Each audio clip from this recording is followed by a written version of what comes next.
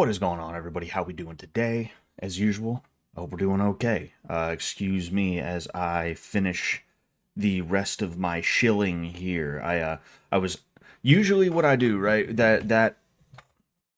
Excuse me. Usually what I do with that intro screen is I will what will I do? Usually with that intro screen, I will shill my stuff. That's the time that I'll usually be like, okay, let's post the stream to Twitter, let's post a stream to my Discord server and all this other stuff. And I got a little bit distracted pulling something pull, pulling something out of my ass. No, I got distracted pulling some stuff up. We're gonna go ahead. We're gonna be taking a look at this website today. It's an interesting little thing that I found a minute ago. But geez, dude. Now it's always when I start to talk is when my dinner wants to fucking barf back up. But what's going on, Joe Rogers? What's going on, Zachary Vered? Hope you guys are doing well as usual. Like I said, I just gotta. Sorry,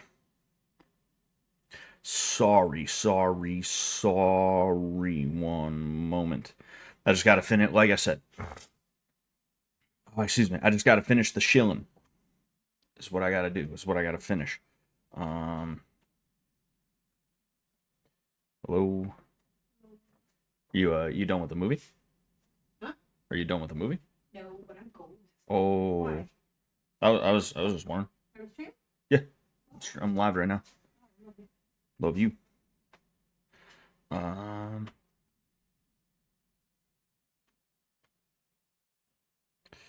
Sorry, one moment. Gotta be annoying. I don't shill my stuff in the fish tank servers as much as I used to. But every now and again I'll be like, whatever, let's do it. But anyway, now that we've shilled, we can go ahead and do our thing. Anyway, oh yes, and of course I have to do this right here. Bada bing, bada boom. Thank you very much, Zachary. Oh man. Um Yeah, I mean, crazy day. It was my mother-in-law's birthday today, and she actually got here a couple of days ago. She lives in Brazil, and she was visiting, and so that's cool. That's cool that she's finally here again. We always look forward to her coming here because she's a really nice woman. She's a really really nice lady, and we love her. We love her, and it was cool to actually get to do her birthday this year as well. What's going on, Mango Cho? How we doing today? Um, so like I oh man, I had something in my beard here. I feel like my life is never gonna be not busy, and I had a revelation that there's this thing called paying your people bills, right? This is something that Sam has talked about in the past, where like you got to make sure you're treating people right, and that includes doing stuff sometimes where it's like you can't forget people, you can't allow people to be slighted and things like that just by you living your life, and I'm realizing that like even being married and having like the relationships with the people that I do, it's like, oh great, that's just another responsibility. And I'm not gonna sit here and be like angsty about it. I'm not trying to be angsty, but it is like a situation where it's like, oh great, I have even more on my plate than I originally thought. Um, you know, but then again, I think also, mm, eh, eh, eh, eh, eh. Yeah, I think that's better. I think that's better. I'm trying to figure out how I'm gonna have my. I'm trying to figure out how I'm gonna have my camera because I put these up. I put these up, right? These were just supposed to be decoration for me. I wanted a completely blank background, but I put them up thinking that my camera would not pick them up, and they do. So I'm like, okay, like how do I like not have them in frame that much? It is what it is. It is what it is. But um, uh, got some milk.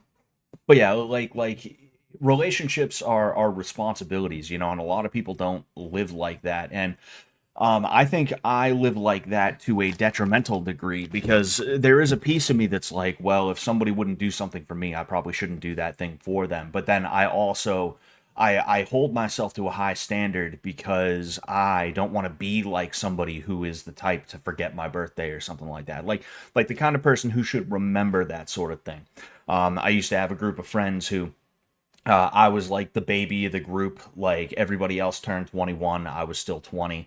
Some of them were like 23, 24, right? We're talking like I was like, a couple years younger than all of them. And they would always do shit for each other's birthdays and stuff like that. But like then my birthday would come around and they'd have plans or something like that. They weren't very good friends to have. They were not very good friends to have. I learned a lot of lessons. Not saying that it's a good thing what I went through, but I learned a lot of lessons about uh, who not to be around from those guys.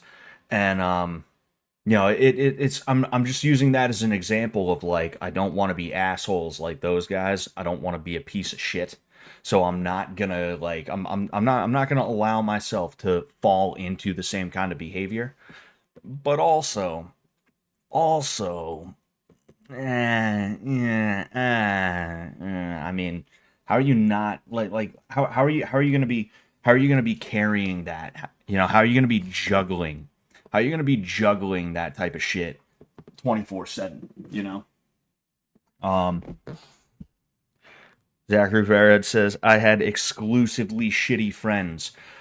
Yeah, yeah. Some people attract shitty people, and broken people attract broken people. And I'm not trying to say that in some kind of weird like Reddit intellectualism, like Reddit philosopher type shit, but like um I realized this about myself, and this is why I ended up surrounded by some of the people I was surrounded by is uh, normal people don't have time to be hanging out with broken people. It's just an unfortunate reality. And the only kinds of people who are going to want to be around a broken person is another person who is broken in a different way. Like if you're the kind of person who's broken and you're just looking for love, you're looking for acceptance, you're gonna end up or somebody, whether you find them or they find you, you're gonna end up in the company of somebody who is just like a piece of shit. Like the way that they're broken is the kind of broken where they're gonna use you for something, you know. Um, and it sucks because like me personally, I know that I have a much I have a propensity towards self-improvement. I have a propensity towards self-correction. Even if I stay on a path that I shouldn't be on for a little while, fucking I'm gonna end up correcting. But there's a lot of people out there who don't have that, and because of that, they end up on like heroin or some shit like that. They end up fucking dead because of a hot shot or something like that. Um, and it sucks, and that's why I think a lot about what I want my kids to be. Not in a way that's like I could have made the majors. I could have been in the NBA, but I just couldn't. So you know what? My kids are gonna do that. My kids are gonna be UFC stars. That's not at all like the way that I think about my kids. Um, because that's what broke me in the first place, if I'm being honest with you. But not going to trauma dump on you. What I think about is how I'm going to protect my children from that kind of mindset, from that from being broken in either of those ways, right? I'd rather my kids be a predator than be prey, if I'm being honest with you. But I'd rather them be neither of those. I would not want them to be either of those. I just want them to be like good, upstanding people.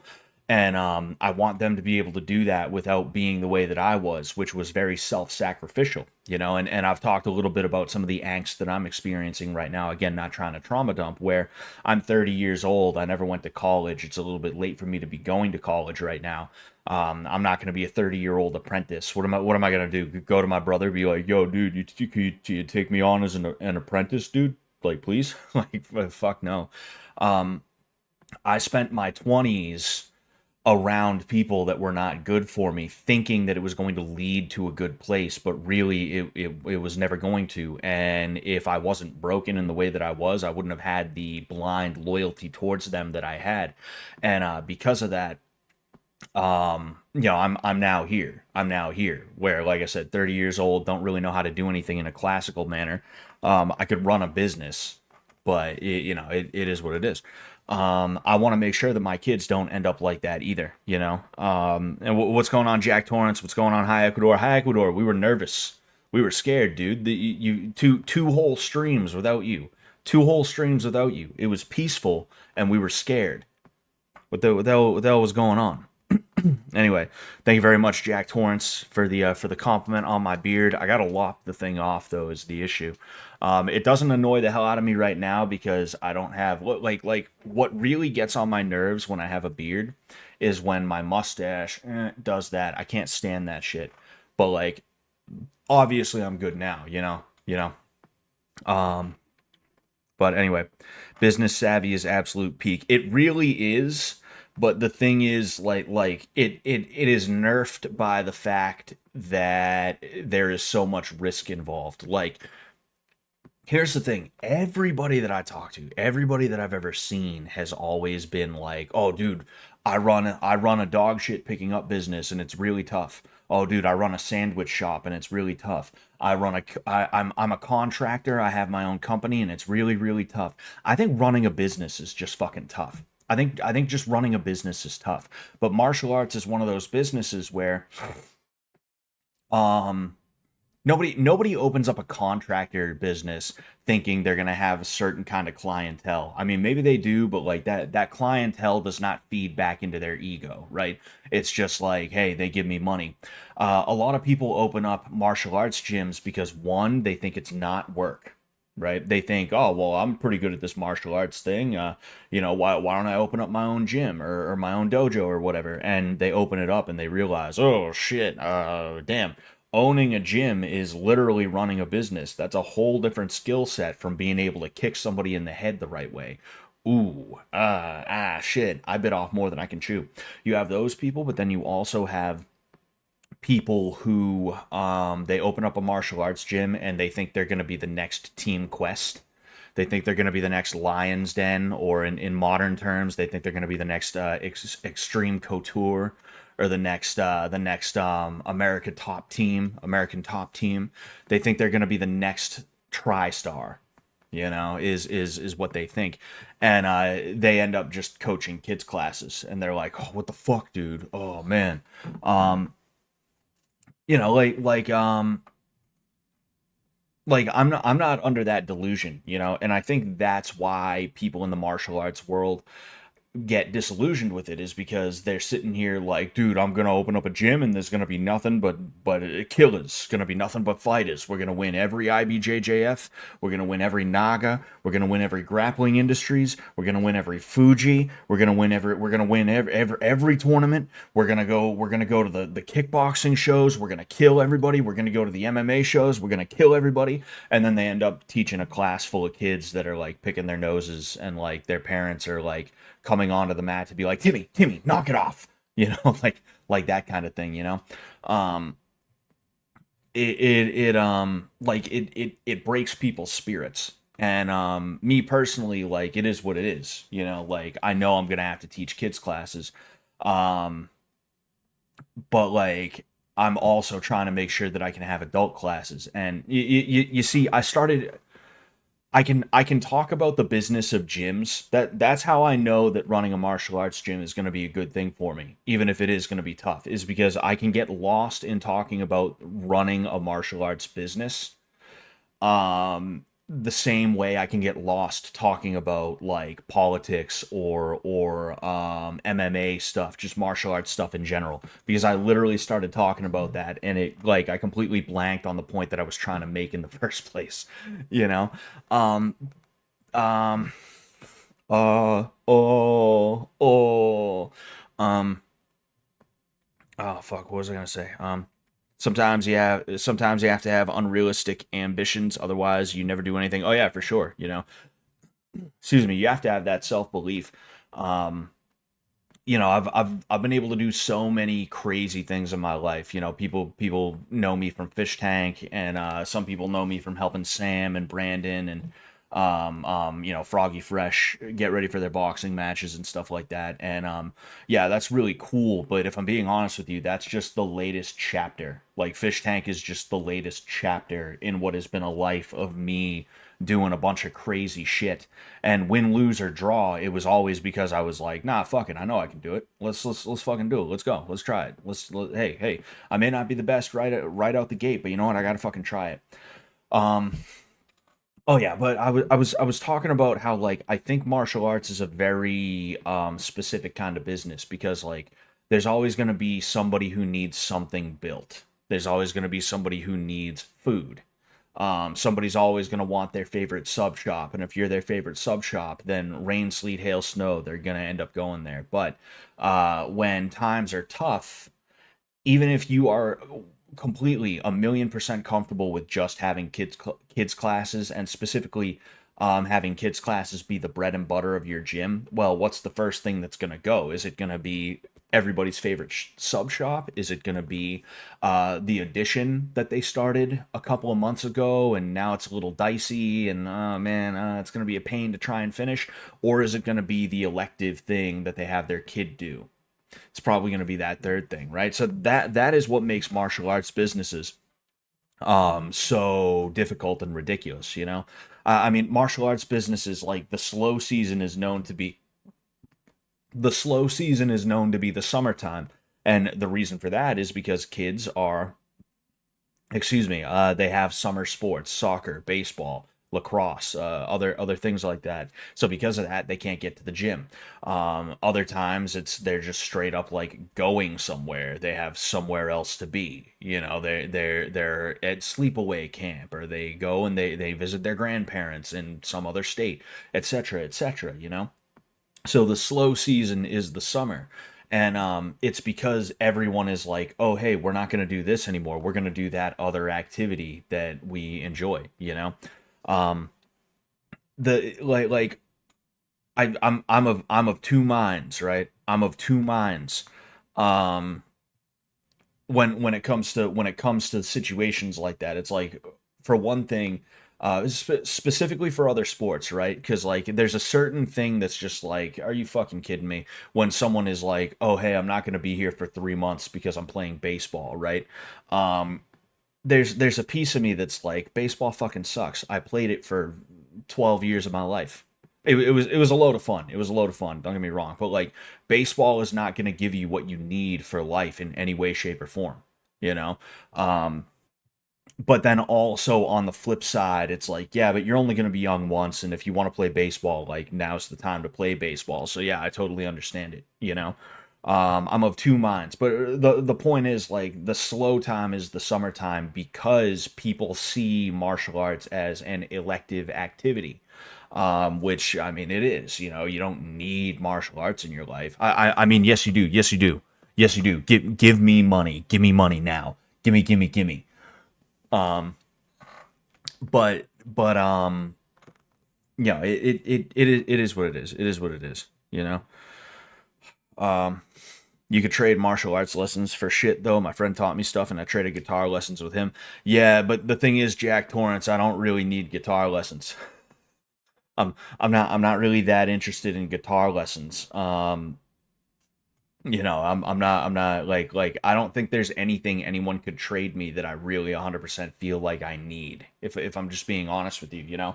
The closest thing to that would be, oh, you have like a gold watch. Yeah, I'll give you like 2 months of private lessons. We can do them like every Saturday, Sunday. We'll do an hour or so of private lessons for a couple of months.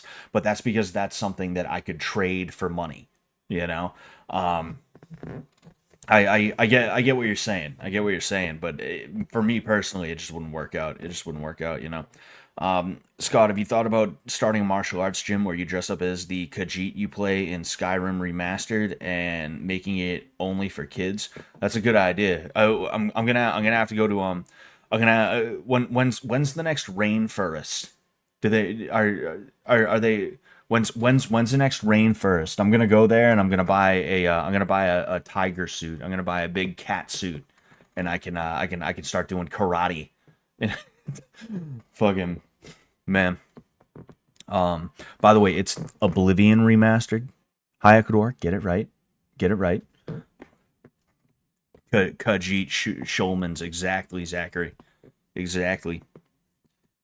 Scott, bro, shoot for the moon, land amongst the stars. Classical trainers are precious creatures. Um, yeah, yeah. I mean, like I know I can make it work. I know I can make it work, and I'm using the current situation I'm in as practice right now. Whether I inherit the gym that I am currently at now, or if I leave before that happens, or if the dude's just like, actually, nah, I ain't gonna give you this thing, fucking, I'm just closing it down, or giving it to somebody else, but who would he even give it to? Like, regardless, whether I end up with that gym or not, it's like, whatever, I'm using now as practice. I'm using now as a means to understand marketing and use it wisely, to understand how to make inroads in the community that you're in and things like that. Excuse me. Anyway, Scott, have you thought about becoming a debate bro? I typed in your name and the top thing is the Jay Dyer debate. Yeah, dude, fucking, I was, that's the perfect, that's the perfect, that's that's that's the perfect segue, right? So every time I do a stream, I type my own name into the search bar to go to my videos so that I can copy and paste the link to the stream. And when you search my name, the first thing that pops up is Jay Dyer, which I don't know what kind of SEO. I don't know what kind of SEO bullshit this bitch has like going on. I don't know what this like bitch made motherfucker, this fucking nerdy ass looking four-eyed freak. I don't know what kind of SEO he's got going on, but he made it so that the first thing that pops up is this, which that's real cute. That's a lot of work for not even 5,000 views, Jay. Like, holy fuck, man. But I got curious and I was like, let's have a laugh. Let's have a laugh here, right? I decided to switch to sort by, and fucking yes, this dude right here. Oh, and he replied. He fucking replied. Holy shit! I'm gonna read this out loud. Podcast. Former practitioner here who has done judo and hard sparring and boxing for the amateurs. What does that even fucking mean? That's how I know this guy is full of shit. Nobody who's ever done it talks like that. Scott is what we call delusions of grandeur in combat sports. You could just say delusional. You could just call me delusional. I've checked out his YouTube channel, and he is an out-of-shape, skinny, fat body. Am I skinny or am I fat? I would personally just say I'm fat. This dude, I think he's probably ESL. If I'm being honest with you, I think he's probably ESL. I really think he's probably English as a second language, which there's nothing wrong with that in and of itself. But it's just like, it's hard to take this dude seriously with the way that he's talking. No muscle tone, nothing to indicate he's a seasoned badass MMA guy. Again, just talking like the kind of guy who doesn't actually fucking train. It's like, holy fuck. You meet people like Scott all the time in the boxing clubs. I assume MMA gyms as well. He talks about training others on how to fight for over 10 years, and he has trained no one of note. Most people have never trained anyone of note. You know who trains people of note? It's like there's like 4 or 5 guys that train quote unquote people of note. Everybody else is just a guy who talks about, Canelo Alvarez got his start here. So it's like this dude doesn't understand the game itself, but then he also doesn't understand how the business side of the game works. But that's another conversation to be had. He doesn't even talk about his sparring or fighting past. Yeah, because I'm not going to be the guy who talks about war stories. Imagine if I talked about it every time I got into a fight. It's like, no, that's fucking years ago. Let it go. He's a clown who trains people on how to fight, just like some fake Chinese martial artist does. Sure thing. His delusional ranting probably got started when Sam Hyde gave him a platform on Fish Tank. And then he just responded to me. As you can see, I said something. You can spend all day on the internet and poorly train your students while your people get ethnically replaced. I almost read it as ethically replaced. And you see, this is the fucking issue with guys like this. I like literally there was nothing about there was nothing about politics or anything like that. This is a meme. This is me being like epic memer and quoting fucking what's his face, the fucking guy, Nick Mullen. Duh. And this dude is like, you're being ethnically replaced. It's like, all right, man, okay, fucking relax. But I figured we'd go ahead. Right? I checked his shit out, and he posted some shadow boxing. All right, ignore this. Don't read this yet. Okay. Just look at it.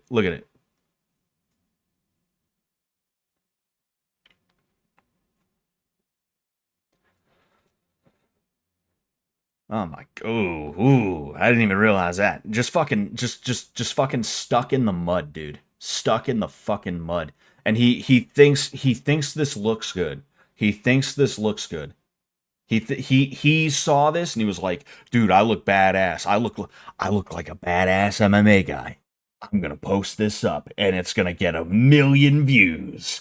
1,000,000 views, and the girls are gonna think I look really cool. And man, you know, the first time I met Sam, we were on our way to the gym that we would end up doing the sparring at, and you know, the training and the sparring, and we're sitting here talking, and he actually said that he saw a video that Hassan put on the internet where he was hitting the bag. I saw the video. It was a video from years ago at this point, and he just looked like ass. And Sam literally said, I hope that the guys around me care about me enough. I hope that if I ever wanted to put something like that on the internet, my team, the guys around me, would be like, nah, bro, this ain't the move. Don't put this out there. Don't put this one out there. You know? And this guy apparently doesn't have anybody who cares about him like that, because he actually put this out here. Well, let's go ahead, right? So his hands are too low. Okay, his hands are down here. Your hands are not going to protect you down here, and he doesn't have them down here in a way that's like acceptable, because you have some guys who they might go to Philly shell, or maybe they have their hands down here because they actually have good head movement, but he doesn't. His head movement's trash, right? He's not turning on his rear hand, meaning watch him throw his right hand, right? You're going to see it. Okay, he decided he was going to go the uppercuts and shit like that. We'll talk about the uppercuts in a second. You see this? He's not turning on his rear hand, meaning, you know, when he throws his rear hand, he's not turning on that. So because of that, he's not actually getting the power that he could and should. And just because you're going pitter patter, just because you're going for speed, it doesn't mean you don't turn on that. He just looks awful. He just looks bad. His hands drop. He's sitting here trying to move his head, and it's very blocky. He's very stuck in the mud. And yeah, I mean, it's just funny that this guy is gonna sit here and try and be like, "Oh, dude, actually, Scott doesn't know anything. Scott sucks." It's like, oh, huh. Might not want to throw stones here, right? I mean, like, look, hands too low, not turning your rear head movement with no purpose. And head movement with no purpose, I'll explain what I mean by that in a second. Actually, no, I'll do it now. Basically, he's just moving his head just cuz. He doesn't know why he would do that. He wouldn't be able to recreate that in an actual fight or even just sparring or anything like that. He's just moving his head because he was told to. That's all he's doing that for. And even then, let's see the head movement, right? Ooh. Ah. Even the head movement is like, just the way he's doing it is like he's gonna end up getting caught when he ends up coming over, right? You need, sorry, head movement. You don't want it. This is not head movement. That's head movement. You need to be going every which way. You need to go right, then right again, then left, right? You're not gonna like move your whole torso one way or the other. It's just the way he's doing it bothers me specifically. The way he's doing it bothers me specifically, and it'd be easier if I was at the gym right now because I could show you guys what good head movement looks like a little bit easier. But arms and shoulders are tight, chin sticking out. His chin is out like this, which means he's going to end up getting caught there if he ends up fighting somebody, and he's going to get knocked out quick. Throwing the punches across your body as though your opponent is to your left or right. Yeah, like. And then here, those fucking uppercuts. He tries to do shoe shine, right? And he ends up here. The uppercuts are not coming from the shoulder. When you throw uppercuts, whether it's one uppercut or if you're doing that kind of like shoe shine exercise, it needs to come from the shoulder here so that you almost want to kind of go in a circular motion here. Almost like you ever see those things at playgrounds? It's like bike pedals, but you can use them with your arms. Like that's the type of thing you want to do, you know? And I've gotten very good at ignoring haters and stuff like that. It's just that like I saw this guy comment there and then I was like, "Oh, he at least has the balls to go by his real name. So like let's check out his channel. I'm curious what's on there." And I find this, and it's just funny to me because there's a lot of people out there that like they hate on me not because they have a real reason to, but for the simple fact that they're jealous that like I got to be on Fish Tank or something like that. Because in their mind they think they could kick my ass. But when you see their shadow boxing, they fucking they look like this. They look like this, you know? They think they would walk in and they would totally do something to impress Sam. They'd like say the N word with a hard R or something like that. They'd impress Sam by shadowboxing looking like this. As if Sam wouldn't immediately be like, "Oh, okay, I should probably help this guy out," and he'd start like trying to. Sam would try to help you. I would try to help you. If you were shadowboxing like that in front of me, I'd be like, "Hey man, you keep your hands up, you know, do this, do that. You got to get a little bit more relaxed and all this other stuff."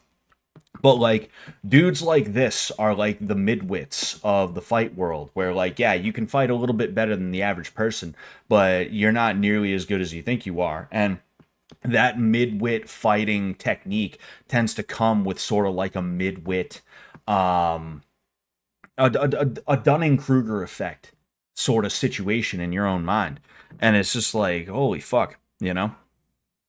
That's I want to see if he responded because he responded to the uh oh oh oh oh oh oh oh.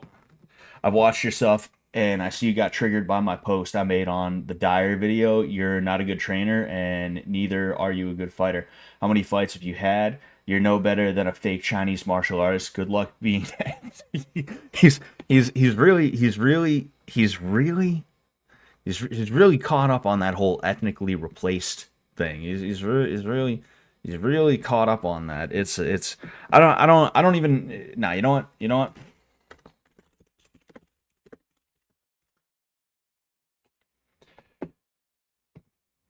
I've been waiting for someone like this to be like, dude, you're not a good fighter. So that I could be like, where are you from? You from the East Coast? You from the Northeast? You want to drive an hour? Fucking, I've been waiting for something like that to happen for a little while. And you know what? This Huacast may just be the guy. He may just be the fucking guy. A lot of weirdos think Sam is their e-daddy. Very weird behavior. Yes, Jimmy Jesus. You know, there's a lot of guys out there that like they because I've seen that before from like blue belt level guys who like you know, I'm showing a technique on Fish Tank or something like that, and they try and be like, "Oh no, actually, you shouldn't hold your hands here. You don't hold your hands here. That's completely wrong. Actually, Scott doesn't know what he's talking about. He doesn't know anything." And it's like, dude, shut up. You know. Um, and it's so clearly just a jealousy thing. They want to be affiliated with Fish Tank in the way that I was, and they think that they would walk in and, like I said, they drop an N word, hard R, and Sam would be like, "Whoa, dude, that was seriously based. That was seriously based, bro. You want to come on tour with us?" Nick, tell Alex he's fired. Tell Alex Schultz he's fired. We got a new opener. We got a new opener for the tour. This guy right here, the N-word guy, the hard R guy. Yeah. Oh, and he's a better boxer than Scott. Did you see his YouTube shorts? Dude, this guy is so good. Like that's what happens with these guys, you know? Fucking it's Dracolad. You want to drive it now?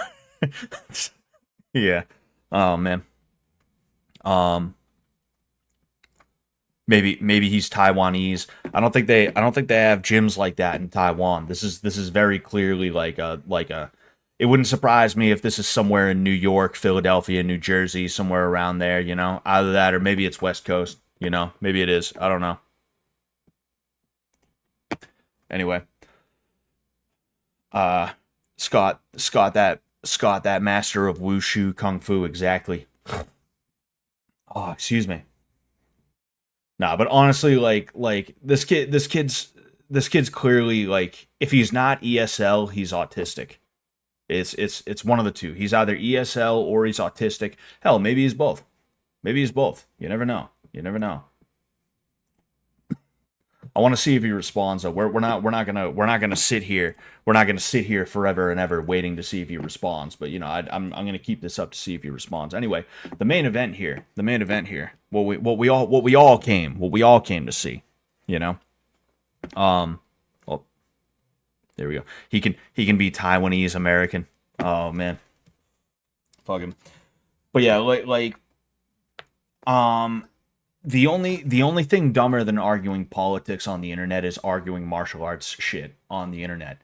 Arguing about martial arts is literally the dumbest thing that you could argue about because it's a situation where we can literally just do what we do and the proof is in the pudding. You know, you can argue about whether the Soviet Union was good or bad. You can argue about whether the United States and NATO is good or bad. You can argue about whichever side you want to argue for in Ukraine. And there's so many different little pieces that can either make a good or a bad argument or whatever, right? There's so many pieces to it. But when it comes down to it, fighting, and this is why I think fighting is objectively better than talking. That it's objectively better than debating. You and I can fight, and 9 times out of 10, the better man's going to win.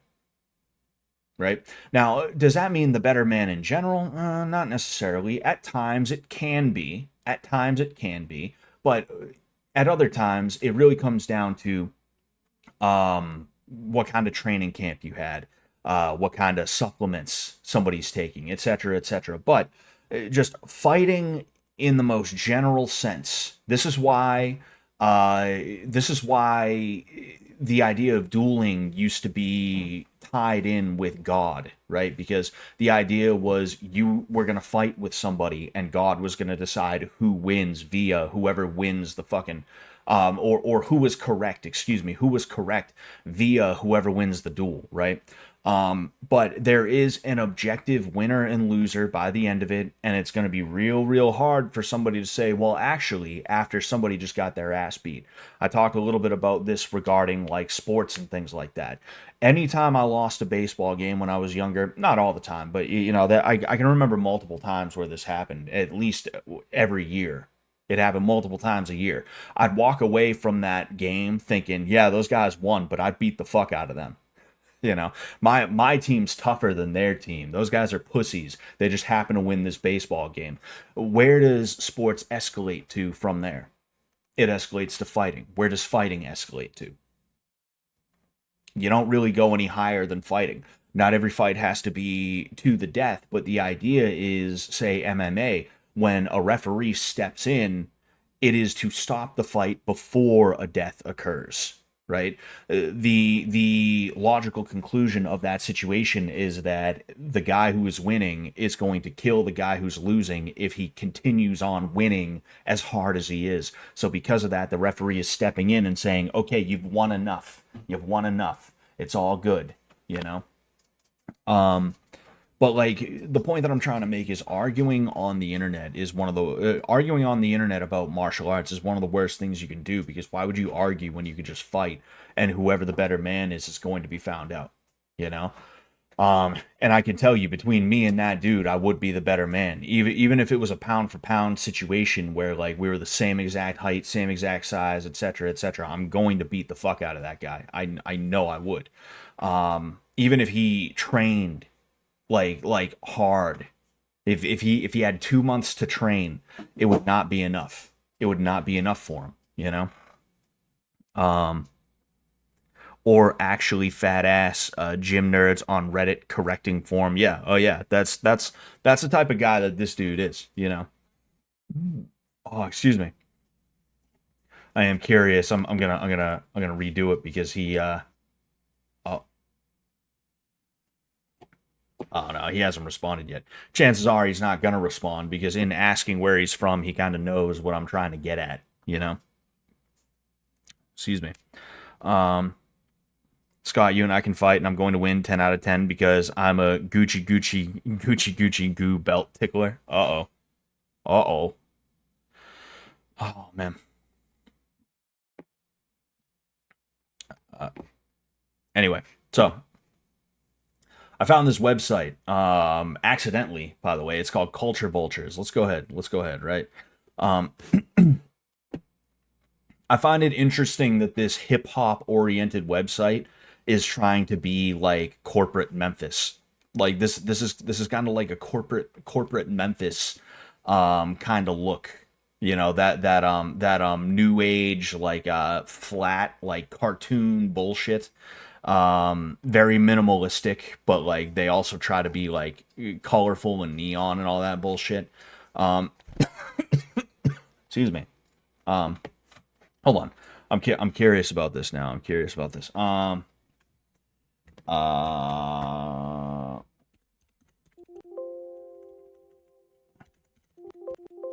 nothing.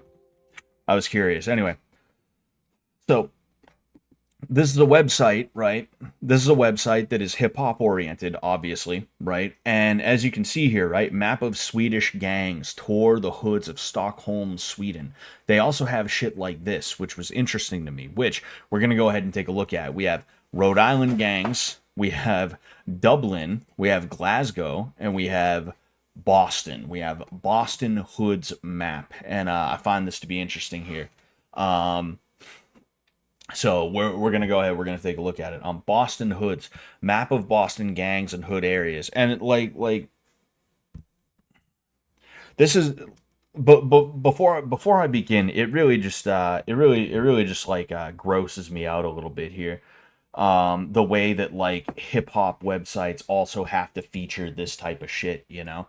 Um, it grosses me out to a degree, you know, because like the Italian mafia used to be like ubiquitous, you know. If that's the word I'm looking for, it was like omnipresent wherever there was a high population of Italian Americans, there was also the mafia. And yet the Italians were very, very good at not being completely and totally swallowed up by the mafia in terms of the culture and things like that. Obviously, the mafia was a very big part of Italian culture, Italian American culture specifically, but like that was not the entirety of Italian American culture. But being a bougie gangbanger seems to be a big part of hip hop culture. And it's just like so fucking stupid, you know. But anyway, um, Boston's past is the infamous Bloody Bean. That sounds like a euphemism for a period where Boston gangs were rampant has now become history. The streets within the Boston ghetto and urban areas are now some of the most gentrified in the country, with many neighborhoods undergoing gradual changes. Despite this, the South End, Roxbury, Dorchester, and Mattapan remain home to numerous Boston hoods, all contributing to the city's unique identity. As many residents of urban communities in Boston are relocating to communities outside of the city, whether it's towns like Taunton or Brockton or elsewhere, there remains hoods like Academy, Heath Street, H Block, Lenox, Franklin Field, and others. Okay, so, oh, okay. You can fucking click on this shit. That's interesting. Anyway, his oh this is what, a whole fucking dossier or something like that. Oh man, there's fucking people. There's people commenting on this shit. Oh boy. Anyway, history of Boston hoods. In the late 1940s and 50s, white families started leaving Boston's inner city neighborhoods and settling in communities outside the city limits or near the border. This migration opened up opportunities for African Americans, West Indians, and Latinos to move into Roxbury, Dorchester, and Mattapan, three of Boston's primary communities. Additionally, small sections of Jamaica Plain, East Boston, and Chelsea became home to the Latino community, while the South End district became the hub for African Americans in the city. Fucking, and you see what I'm talking about here with that whole culture thing, you know? The South End was among the initial areas where black people settled in Boston.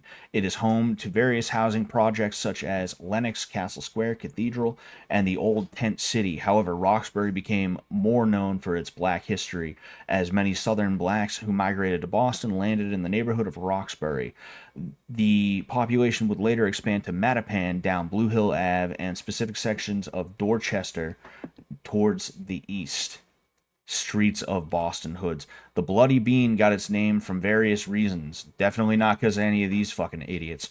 In the past, there were frequent clashes between rival Boston gangs and neighborhoods like Academy and Heath Street before gentrification took place within the Boston hoods.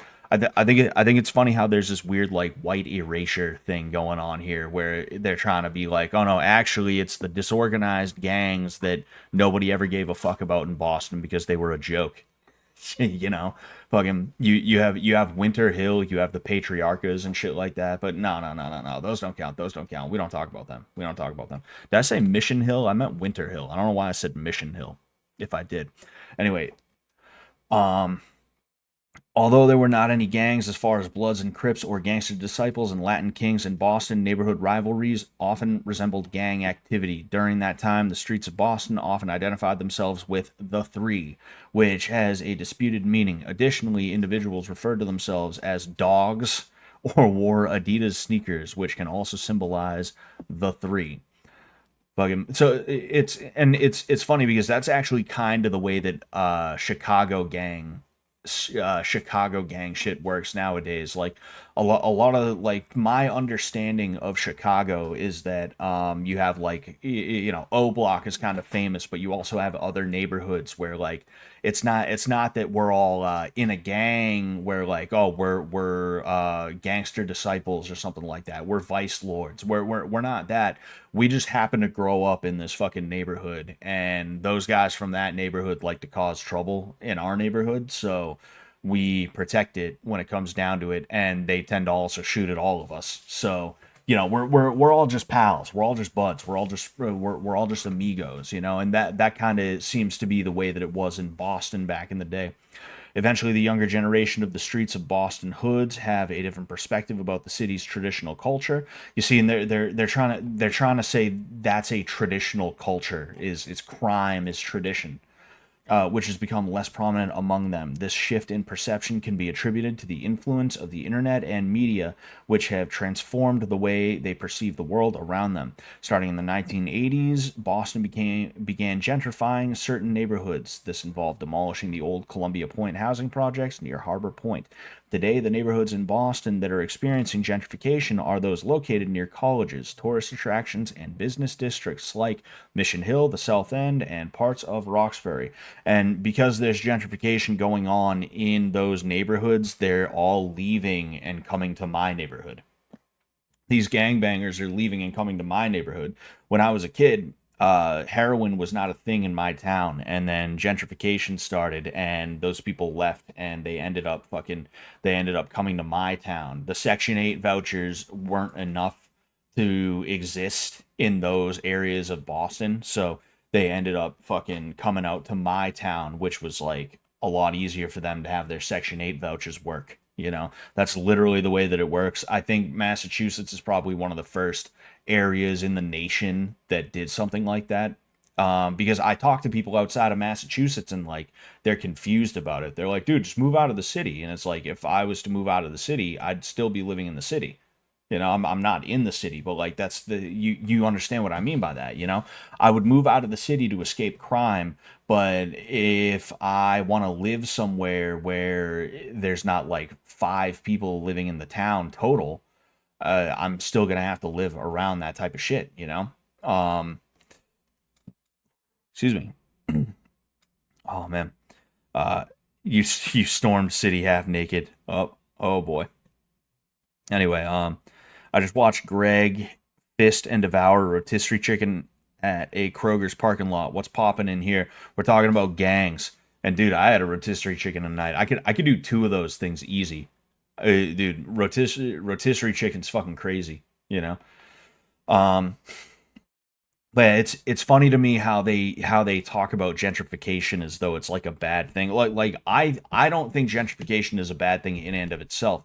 I just think that it's not a good thing to send ghetto motherfuckers into working class neighborhoods, you know? That's where we get a lot of the tensions and issues that we have. Um but like maybe if there wasn't that much crime, there wouldn't be gentrification in that way, you know? Um but hey, it is what it is, you know? Fucking the top 25 Massachusetts rappers. I want to see if there's anybody I know on here. I want to see if there's anybody I know on here real quick. Okay. Um yeah, fucking Gangstar. I knew about Gangstar. I didn't know Benzino. I've heard that name before, but I didn't know he was from Massachusetts. Um yeah, Joyner Lucas. This guy, yeah, that's him. I'm pretty sure that's him. Joyner Lucas got big for that like classic little like that like he I remember he got famous in like 2017 for some dumbass like Reddit intellectual like actually white people is evil kinds of music videos. Bia, just Bia. Token. Who the what the I gotta make sure I gotta make sure it's not, you know.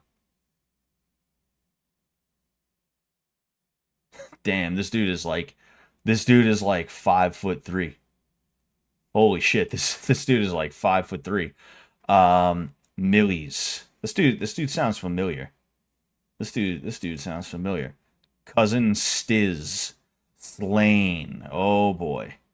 30 something year old dude who still thinks he's like 19, he's convinced he's gonna be a rapper.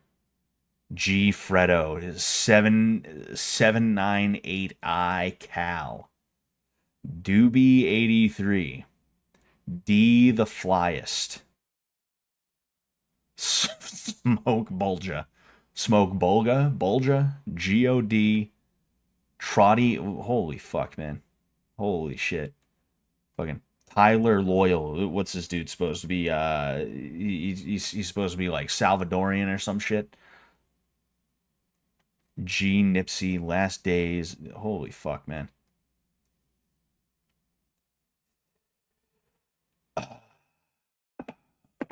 Oh. Honorable mentions. Honorable mentions. Oh my gosh. That's fucking terrible. That's awful. That's fucking awful. But anyway, I forgot here. I wanna see. Oh yeah, let's check some of the comments here. Mission. Hold on.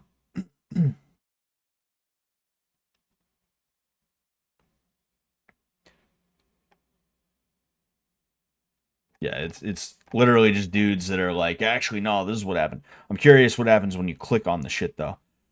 Uh, H block.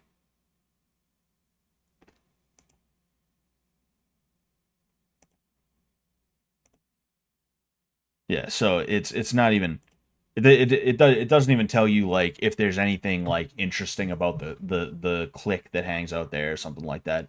Fucking yeah. All right, let's go ahead. I want to see Rhode Island gangs. Maybe we'll do Glasgow gangs. I figured I didn't look into this at all. I didn't look into this at all, and because of that, I had no clue that you know, I had no clue that it was going to be this dry, if I'm being honest with you. You know, I'm from where ASAP Mob grew up. That's interesting, Zachary Verrett. Fucking anyway, Rhode Island gangs, map of Rhode Island hoods. And like that's the thing. It says Rhode Island gangs, and then it counter signals itself. Map of Rhode Island hoods.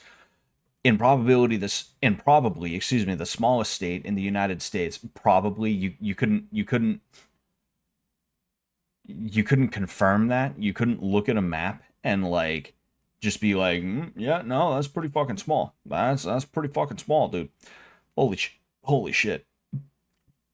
And probably the smallest state in the United States, the state of Rhode Island has only a few sizable cities like Providence or Cranston, with only a few cities that their hoods consist of Rhode Island gangs.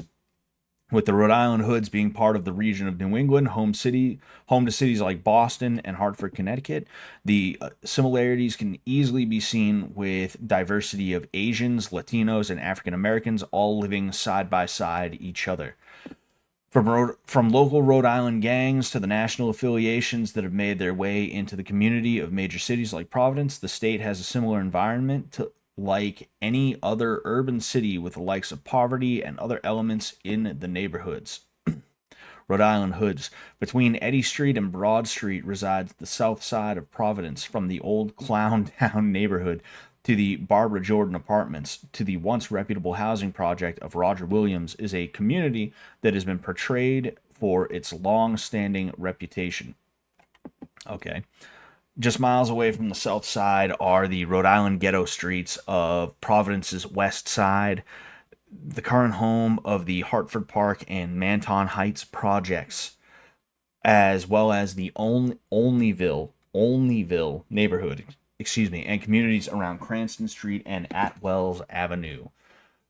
The south side and west side of Providence are the main urban areas of Rhode Island, even though you have other sections like North Side, home to the Chad Brown projects of Providence, the city of Central Falls, or parts of Woonsocket and Pawtucket. Yeah, it's like, dude, this fucking. I'm sorry, guys. This website was a dud. This fucking website was a dud. It's holy shit, dude. Anyway, we'll finish this and then we'll play some AoE or something like that. Pro era. Okay, all right. Any thoughts on the CK situation? What CK situation? I'm not sure what's going on with her. Whatever's going on with her, I hope she's okay. Oh, excuse me.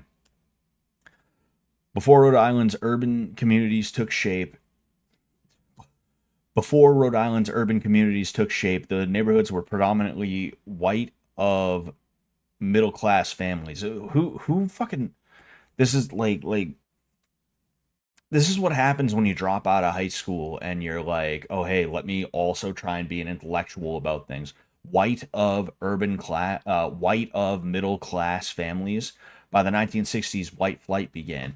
And again, it's like, oh, the city didn't start until we came. The city didn't start till we came. It's just you can see the narcissism. You can see the racial narcissism from whoever fucking wrote this bullshit. I was hoping for some actually fun information, and it's just racial narcissism. Fucking.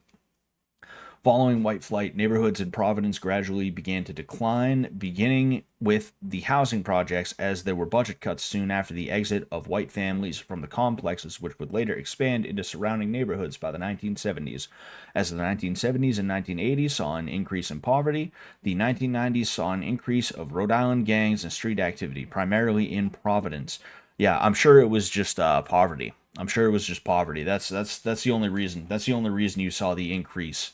A diverse city, gangs of members from various backgrounds, whether the affiliations consisted of Black, Asian, or Hispanic. Excuse me. Before each group had their own story, there. THERE. Before each group had their own story of how they arrived into Rhode Island. Blacks had been located in the state since the days of slavery, but communities like Hard Scrabble and Snowtown were some of the state's first black areas. The Latino community is very diverse of Mexicans, Puerto Ricans, and Dominicans. Many originally came from New York City beginning in the 1960s and 1970s, but the first arrival of Latinos was during the World Wars, mostly due to employment opportunities that were offered. Rhode Island's Asian population is just as part of the just as part of the community as any other race. The first introduction of Asians were Laos and Cambodians refugees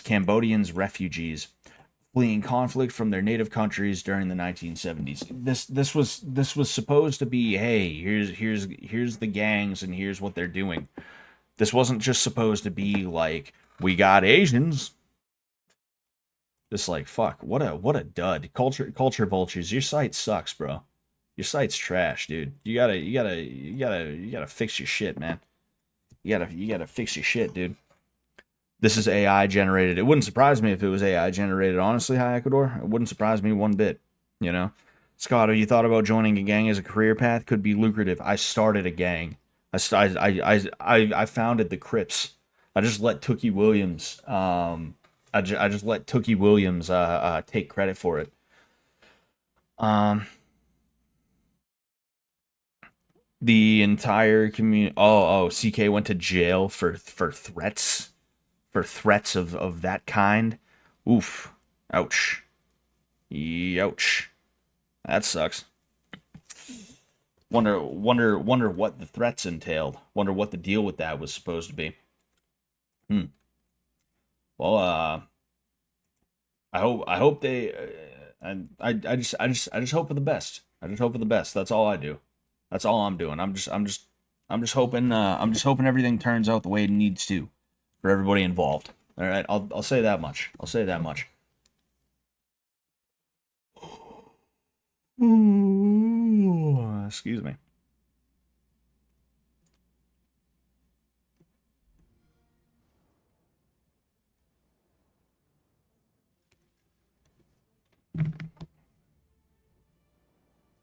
There we go. I've been lifting weights and I've been eating better, and I'm noticing like an immediate change in my body. Like it's crazy. Today, since it was my mother-in-law's birthday, I was like, okay, well, let's go ahead and oh boy. Anyway, what was I gonna say? Sorry, one sec. Yeah, today I ate like shit, but the lifting feels good. It feels good to lift again, and it feels really good to it feels good. It feels good to be seeing a change in my body. I don't mind being sore and stuff like that. I actually kind of like being sore. It's a fun sore. Um, but we'll see where I end up at the end of the summer. Oddly, CK's incident coincided with Brian getting engaged to another woman. Really, to multiple women? Jeez. As somebody who's with one woman, I can tell you, one's more than enough. I'm talking shit, but my wife's got her earbuds in, so she doesn't hear.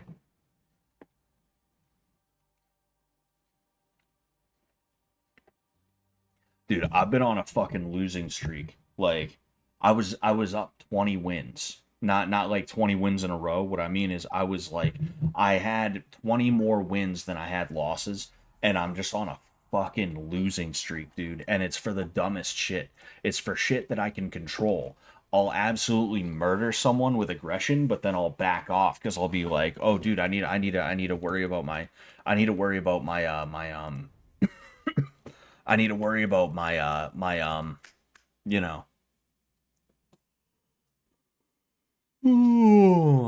excuse me. I need to worry about my eco. Oh, dude, I gotta get my eco up. So let's pull this. I have this guy on the ropes. Let's pull this attack back. I don't need to worry about it that much, and I'll go ahead and I'll work on my eco. And then I end up fucking myself up. Scott, please break CK out of jail. I'm on my way right now. I'm on my way right this second. right away. There we go.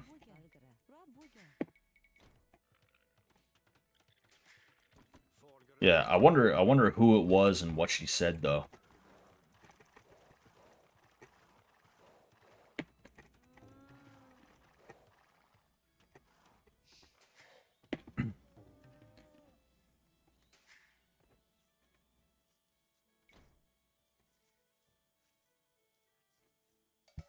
Oh, oh man. It sucks though. Like I got so fat that it's like it affected my energy levels, you know? Because there was a point where I knew that I was gonna have the summer off so that I could just like work on my health and stuff like that. And because of that, I was just like, hey man, whatever I gotta do to get through the day, I'm gonna do, which means I'm gonna eat like shit every day and not give a fuck about it. And on the weekends, it's gonna be even worse, you know? Um, so because of that, I got even more unhealthy than I was originally. And yeah, not a good thing, but I'm working on it now, and that is a good thing. That is a very good thing. Where the hell am I supposed to get out of this place? Is this the entrance? Appears as though this would be, yes, this is the entrance. Okay.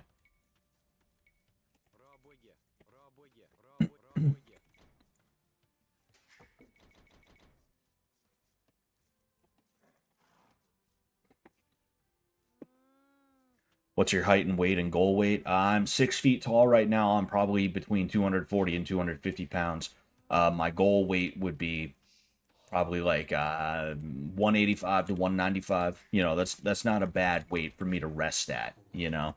A little bit of muscle, not too much muscle. That's another thing about what that fucking guy said that was like hilarious to me, is that he's trying to talk about muscle. One of the worst things to happen to the internet, one of the worst things to happen to people who go on the internet, is this belief that muscle means something other than just like literally having muscles means absolutely positively nothing.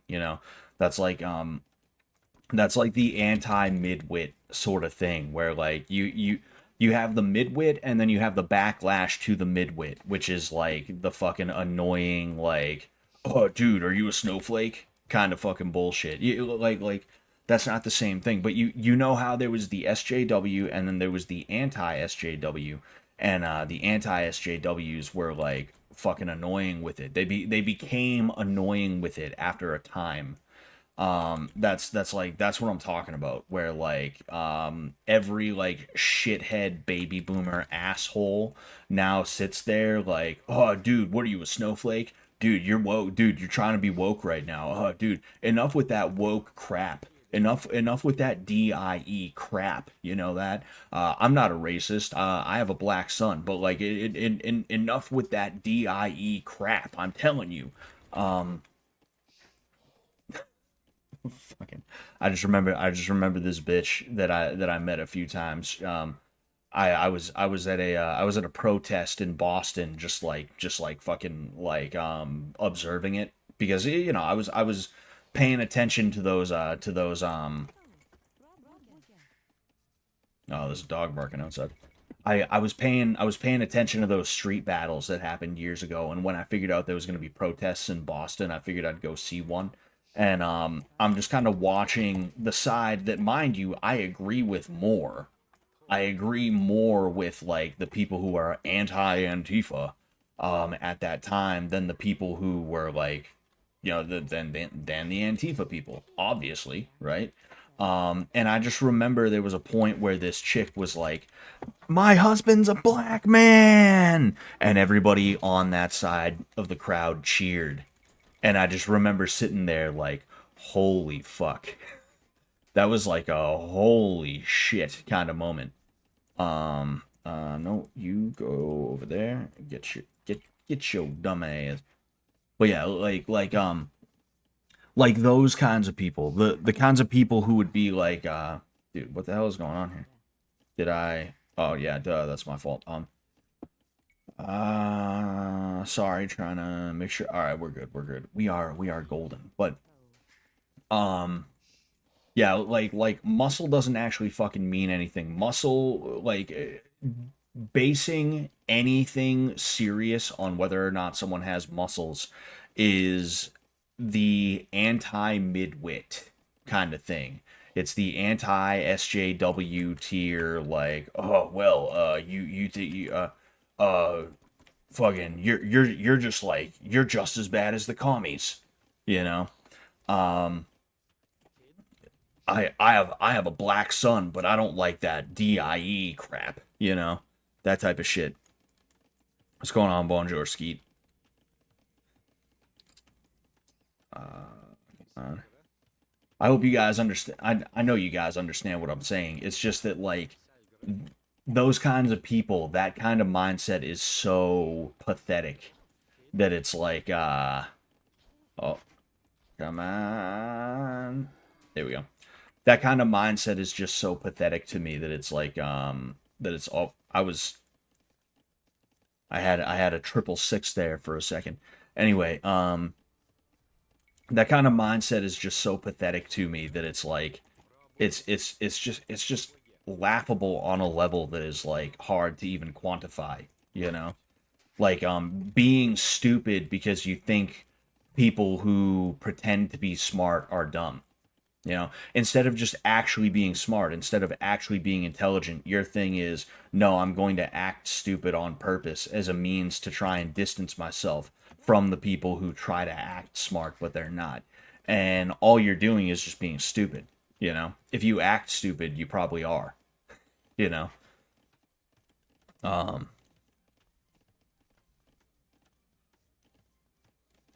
yeah, I don't like, yeah, yeah, I don't like people who have mixed race children either. Oh, man.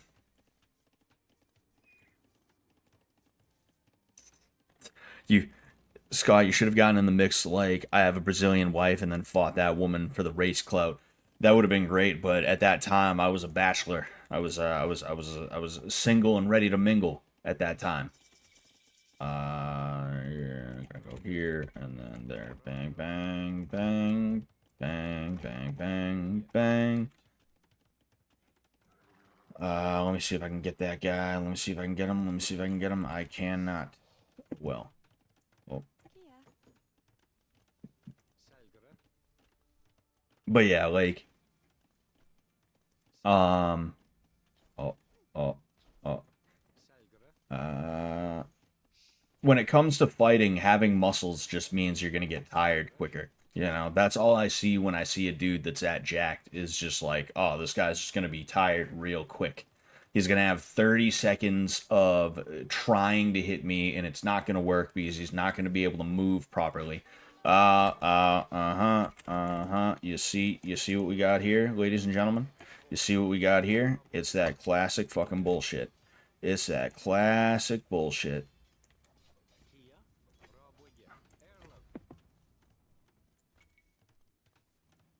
I gotta build this, then I gotta build there. I literally have to wall my shit off with houses so that I can get this thing built in enough time.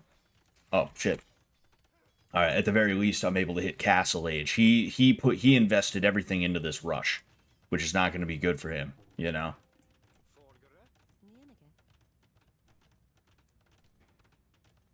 Yeah, I was gonna say I might as well just keep that up.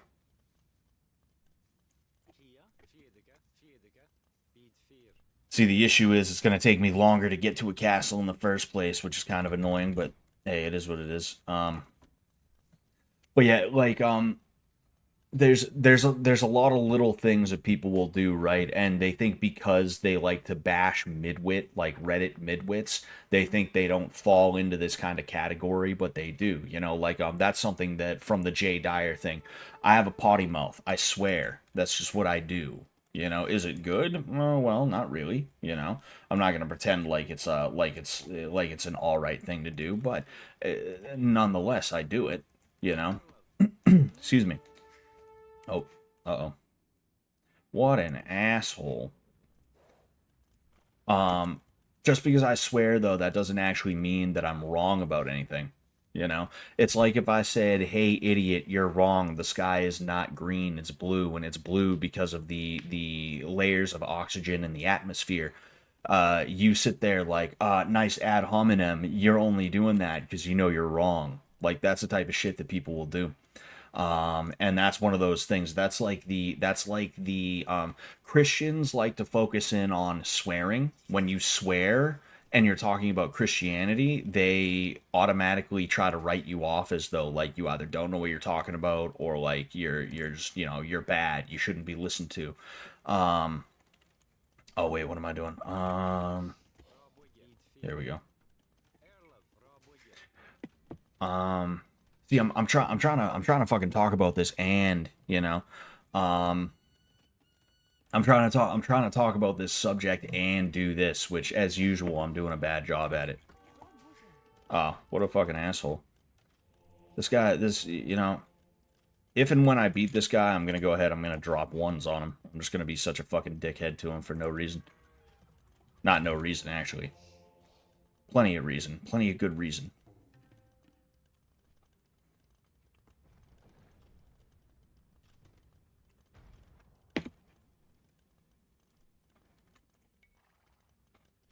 Anyway, that's like the MMA version of that, though, is what I was trying to say. Is like, oh, I didn't like what this guy said. So instead of addressing it, instead of talking about what he said, I'm just gonna talk about how he said it. I'm gonna be a woman. That's like a woman thing to do, is to be like, oh, well, you didn't have to be rude, you know. Well, you didn't have to swear though. Like why would you swear at me like that though? Like that's not cool. That's not okay. Like what the hell? Actually, no. I'd rather go out that way. And yes. He doesn't even realize there's a hole in my shit right there. Oh, wait, actually. Bang, bang, bang.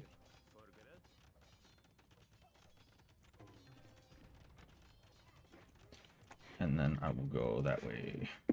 That away.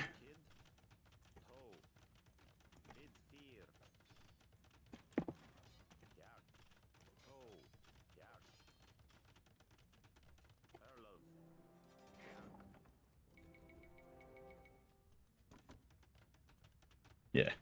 I'm not saying this is in the bag. I'm just saying it wouldn't surprise me if I am able to pull this out of my ass. I'm gonna go ahead over there. Fuck, I can only get one battering rim.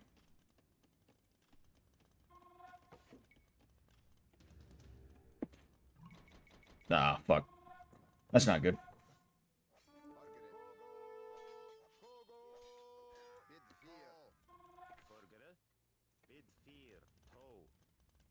It's alright, though.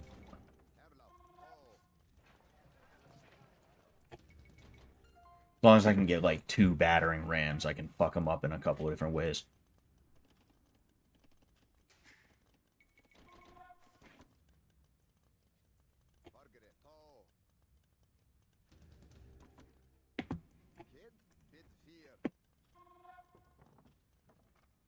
Imagine using bad language and ad hominem and having muscles while being a boxer. Oh, dude, fucking opposition BTFO'd. Opposition BTFO'd. Forget about it. What the hell is this idiot doing? Wow, what a dummy. What a dummy.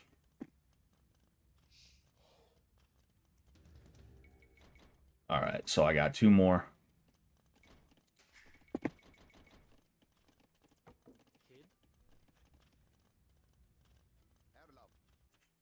Yeah, you know what? I'm thinking I'll just say fuck it. I'll send the new ones that way.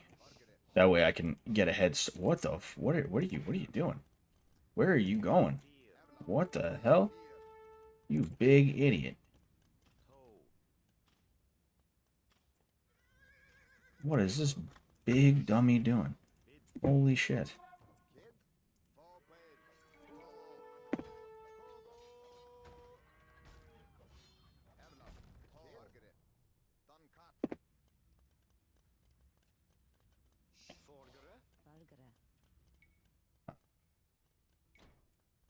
Damn.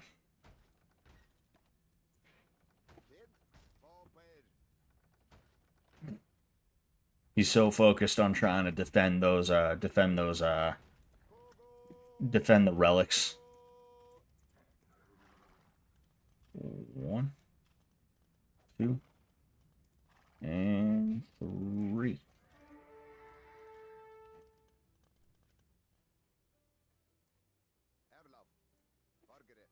Alright, yep.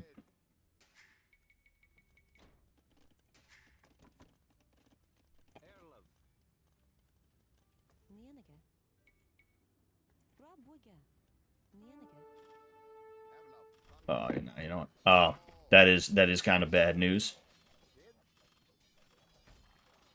And they have upgraded armor. Yeah, that's not great for me. That's definitely not great for me.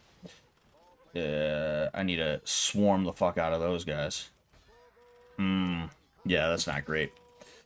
This isn't as in the bag as I had originally anticipated it being, so I'm gonna really have to make sure I do my thing here. So I'm gonna go there, and then I'm gonna go there right after. Alright, come on, baby. You know what, just in case.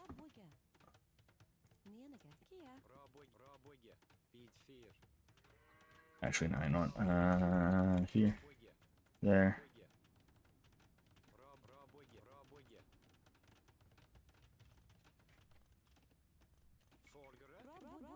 Sorry, I'm like locking in right now. I did like a terrible job of trying to explain what I was talking about with that shit.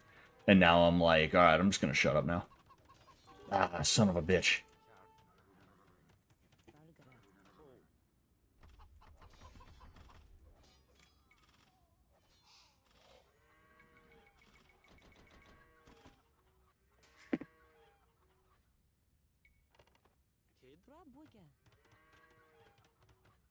Man.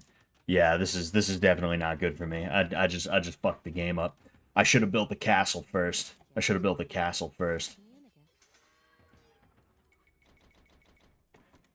No bueno.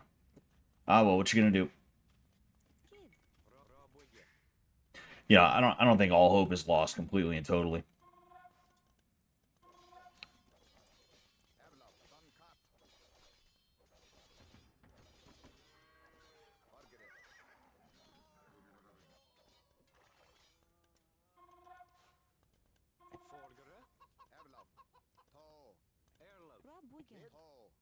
Uh,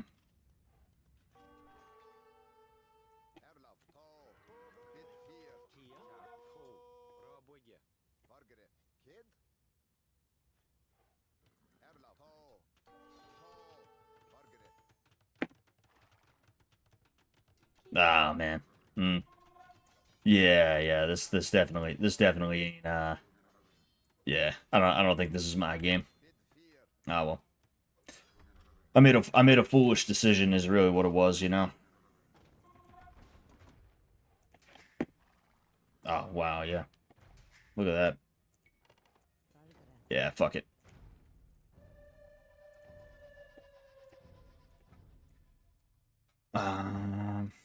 Yeah, I got time for one more. Scott, if you were younger and college was an option, what would be your major? I don't fucking know. It's all bullshit. It's all fucking stupid. I can't think of a fighter I hate more right now than John Jones. John Jones wants you talking about him. He wants you to hate him, you know? He's a piece of shit. There's no reason to even talk about him, you know? Fucking don't fall for Reddit MMA. Don't fall for Reddit MMA. John Jones has become Reddit MMA is what he's become, you know? He's become more of like a tabloid guy, much like Conor McGregor, you know? Oh, man. You see what I'm talking about though? Like I'm losing infuriating games that I should have most certainly been able to win, but because of like little things, either A, I make a bad decision, or B, like it's just luck of the draw, like, oh damn, he caught me doing this. It's like I lose and I'm like, what the fuck? And it's always guys who do the most pussy type shit. Like that's a pussy thing to build a tower right there to try and disrupt wood, you know? You know? I still think early rushes are pussy moves. I think castle drops, if done a certain way, are not bad. you know? Like, if we're both castle age and I managed to get a castle drop off on you, it's like, what were you even doing, man? You were fucking asleep at the wheel there. But like, when it's like I'm fast castling, I'm getting to castle age as quickly as I possibly can because that's all I have is just trying to drop buildings on you. It's like, nah, that's bullshit. That's pussy moves, you know? Um, but yeah.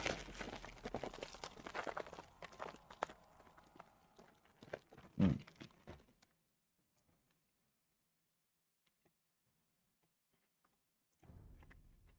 I got some brownie bits.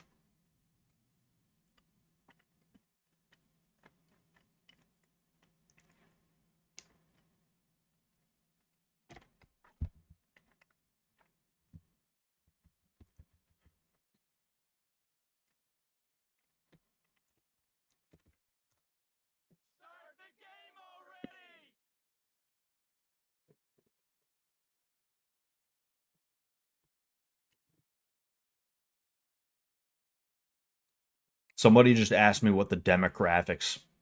A woman with Stein in her last name just asked me what the demographics of the class are.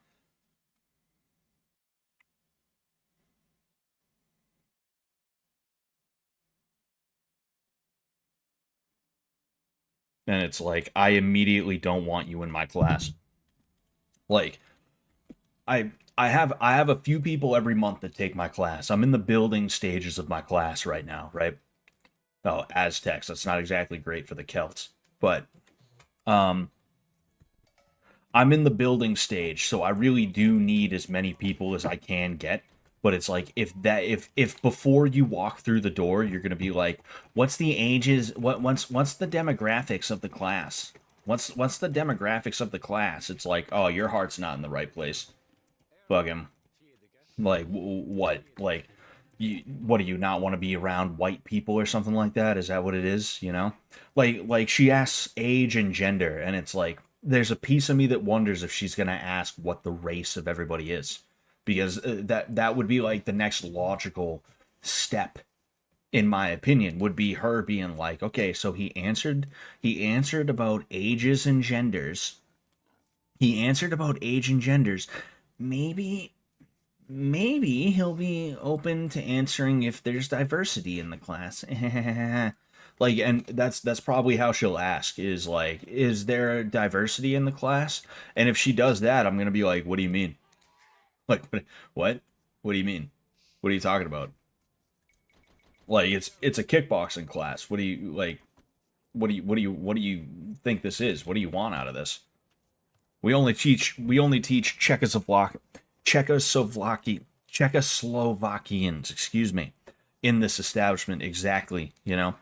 Was hoping mostly women were there or something. Yeah, like that's probably what it was, but it's also like just such a weird thing to ask when I posted a picture of my class and there's only one guy in the picture. It's like, well, like you would assume that it's mostly women, you know? Like women are interested in those kinds of classes.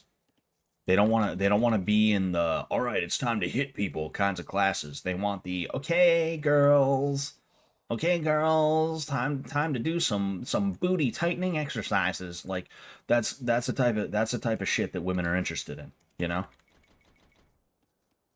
It'd be better if you said it was all Chinese guys that I'm beefing with in YouTube comments. Dude, that'd be that oh man. Dude, man, that would have been too much, High Ecuador. That would have been too much. That would have been too hot. Coming in too hot there.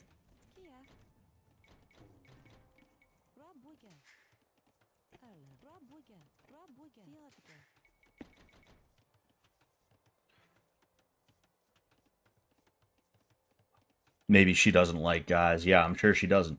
You know, fucking, I not to be annoying, right?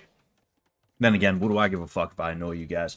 Not to be one of those guys though. Not to be one of those like, hey, this is a double standard kinds of guys. But I do think it's interesting that like women are just able to walk around their entire lives with this icky boys kind of attitude. You know, they're like never forced to legitimately grow out of that.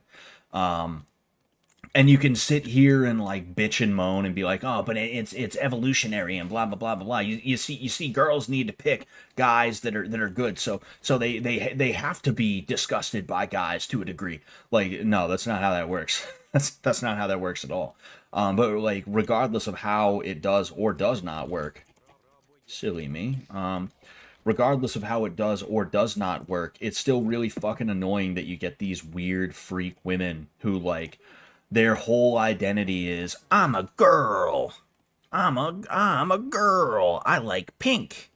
I like pink cuz I'm a girl. I'm a girly girl. I'm a princess. You know, it's crazy how you get women that are just like that, you know, like girl kind of women. And it's just like grow the fuck up, you know. If I if I keep that icky girl's attitude that I had when I was 19, you know, an acceptable age. No, but if I keep that icky girl's attitude, regardless of how like founded it is, regardless of how founded in like logic and like fairness it may or may not be, because like there's plenty of reasons to have that like attitude of like, oh, you know, maybe we shouldn't just trust women wholesale, you know. um but like if I keep that attitude, I'm an incel who hates women, you know. It's like we got to get on women to like shut the fuck up. We like societally we just have to be like, yo, like enough with the man hate bullshit. It's not cute. Nobody ever thought it was cute. We don't think it's like a challenge or something like that. The only people who think it's a challenge are literally retarded people, and I don't mean that in like you're fucking retarded. I mean literally like you see autistic people. You know, not that I even believe in that shit, but like you see autistic people who are like, oh, that's okay. I like a challenge, tee hee. And they try and get with a girl who's ultimately like, you gross, like get away from me, you fucking weirdo. You know, it's oh fuck, you know, like the only guys that think that's an all right thing are the guys who you're not gonna want anyway. So just like shut up with it, you know. Like it would be so easy. It's so easy because like at the end of the day, everybody's just trying to get what they want. Like men and women. It's not just a women thing. Oh, you see, I'm fucked. Or maybe I'm not. I don't know. It looks like he went up mad early because he's in feudal, but he's still behind me.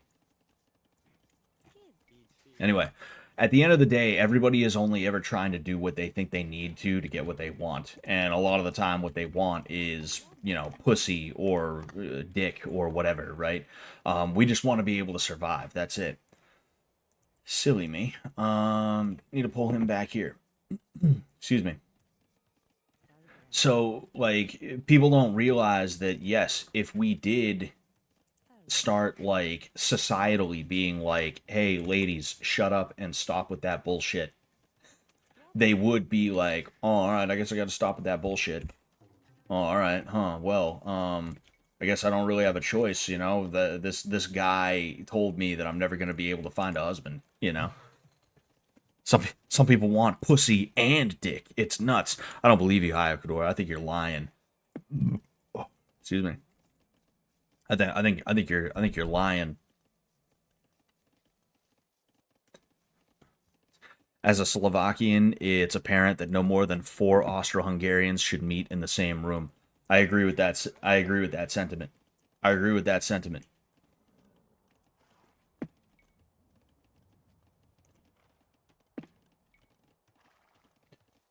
Come on, baby. Come on, baby. Right under. Right under.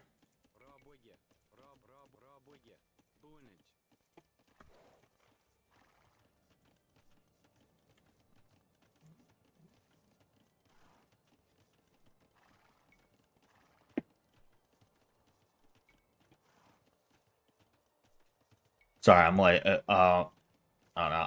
I thought that guy was trying to break through my wall. I was like, wow, what a dummy. What a dummy. What a fucking idiot, dude. This idiot. Oh shit. Whoops. I forgot to have my Vils queued. I like to go up at 24 plus 2 and Loom. Not meaning like 24 plus 2 Vils and I go up. I mean I go up at 24, then I get the plus 2 on the Loom.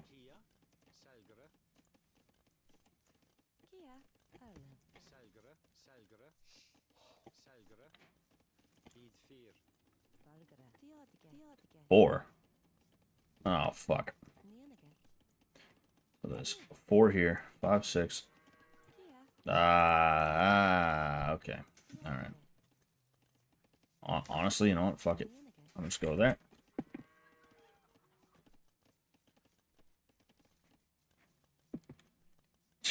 She married the perfect guy she can cheat on. Talking about who? Oh, I see what you're talking about, Thrill Me. I see what you're talking about. Yeah. You see, like that's something Pearl Davis talks about, right? Where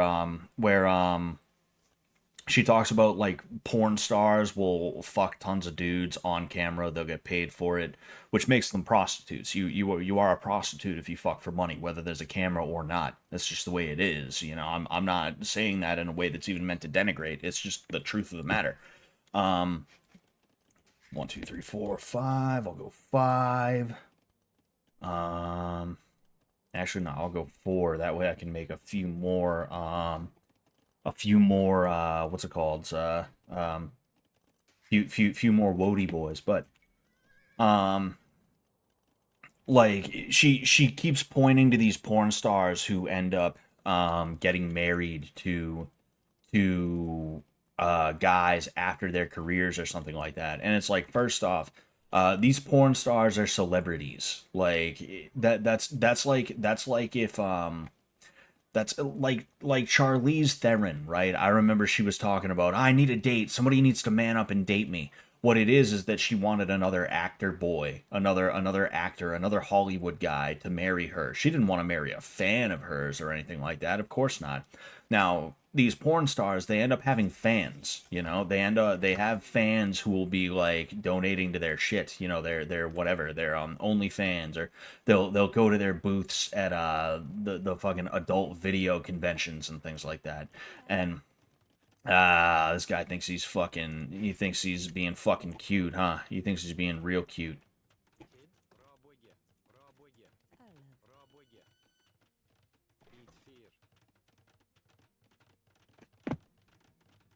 Actually, you know what? Oh.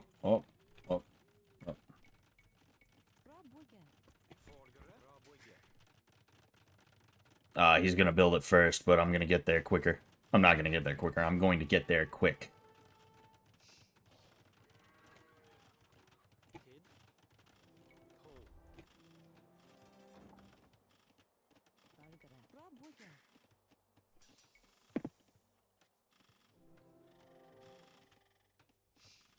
Alright, come on, baby. Oh, okay, 1, 2, 1, 2, 3, 4.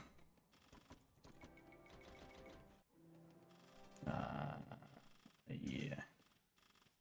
There, that way you can't take that fucking gold. Like the bitch he is.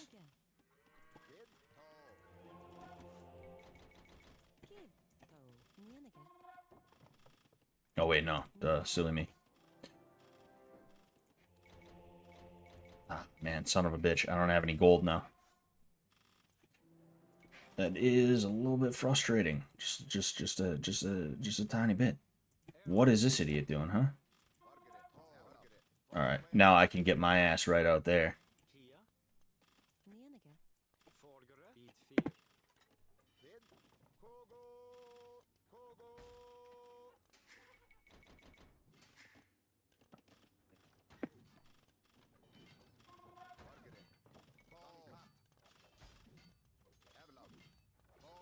Oh, you idiot. Get over there. What are you doing? And then this thing didn't even fucking back him up at all. Holy shit.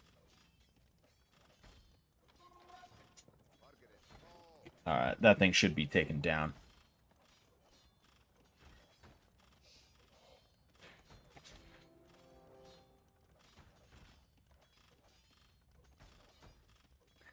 Scott furious Charlize Theron didn't respond to his fan mail. Dude, I will never forgive her. Under any circumstances. I will never forgive her for that. The way she made me feel, dude, when she didn't answer my shit. I understand how Stan felt now. Alright, let's go over there. Did I end up? No, dude, I keep not having the, let's go ahead and sell some of this then, because I really need to be trying my best to get these bad Larrys. I ain't even gonna bother with that one, actually. I'm gonna hit this one instead. Alright, boys, let's get our asses over there, huh? While we still have a chance. But yeah, anyway, what I was saying, what I was saying is like Pearl Davis talks about how like there's always a simp to break the fall for like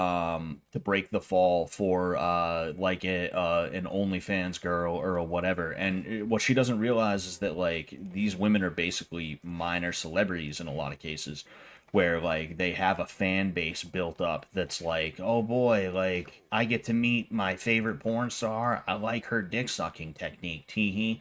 So it's gonna be real easy for them to find dudes that are going to be with them. But the curse that they're on is the same curse that a lot of party girls are on, where they're like 28, 29, 30, 31, and they marry a guy who back in high school they would have fucking laughed at and things like that. They're just not happy. They're never happy with the predicament that they're in, you know? You kidding me?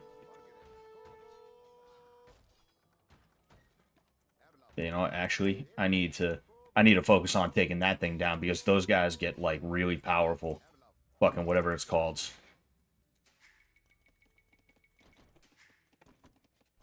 Come on, baby. All right, there we go. I'm gonna take that thing down too, and then this thing. Even though I shouldn't bother, even though I really should just be like trying to take down the fucking the whatever it's called. Furiosa stood up, Sensei Scott. Yep. All right. Well, in that case, I'm gonna just head that way.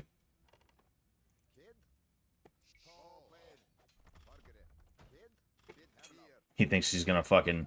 He thinks he's gonna pull a fast one on me.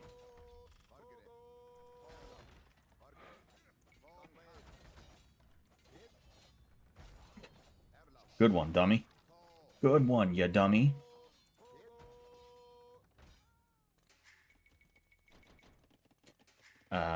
Yep.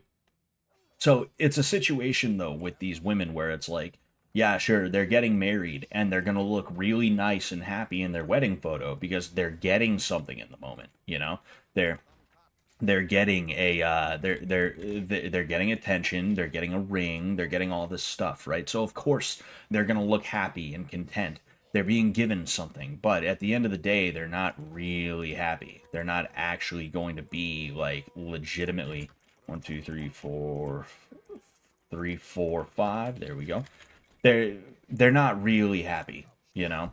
Um, so it's a situation with Pearl Davis where it's like I understand the point that she's making. Like these women don't end up alone, but they end up lonely. They definitely end up lonely, you know. Um. Oh. Uh. What a bitch. What a bitch. All right. Well, in that case, let's go on down. Let's go ahead on down.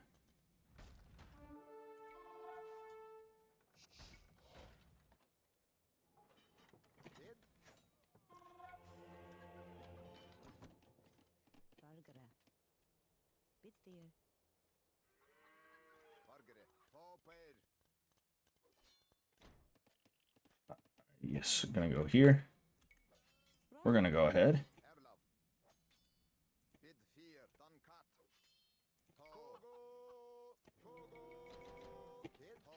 Um, is having my wedding behind a gas station or liquor store dumpster, and the only alcohol will be 40 ounces we buy across the street. The only food will be beef jerky I buy at the gas station. Oh, I'm not is. I'm. Oh, that's a, hey, that sounds like a good time to me, man. See, he's trying as hard as he can to put up another fucking castle, and I ain't gonna let him get away with that shit. You know, this guy can go fuck himself. I couldn't drop ones on the last guy because I fucked up. I'm dropping ones on this dude.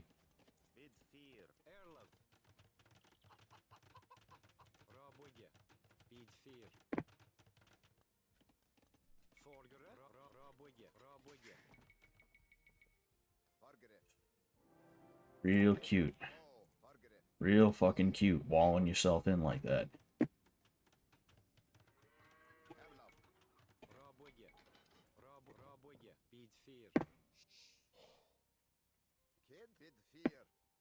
'm gonna have Percocets at my wedding.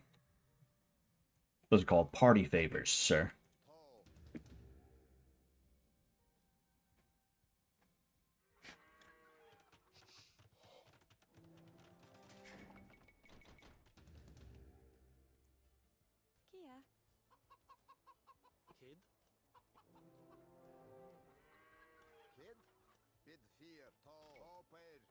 Okay, so in that case,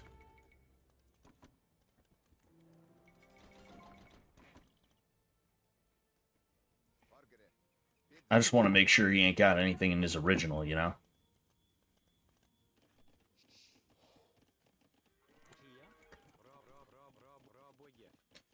4, 5, okay.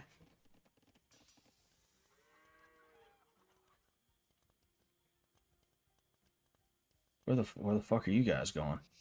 Where are all these idiots going? No, get your asses back out there. What are you doing? Oh, they never built that thing. That's why.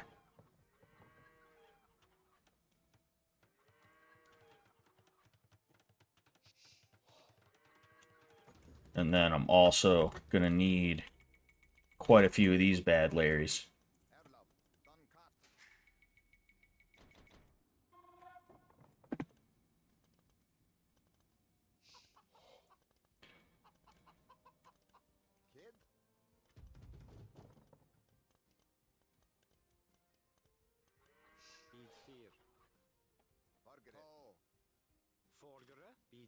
Ah, these fucking idiots, dude. Wow.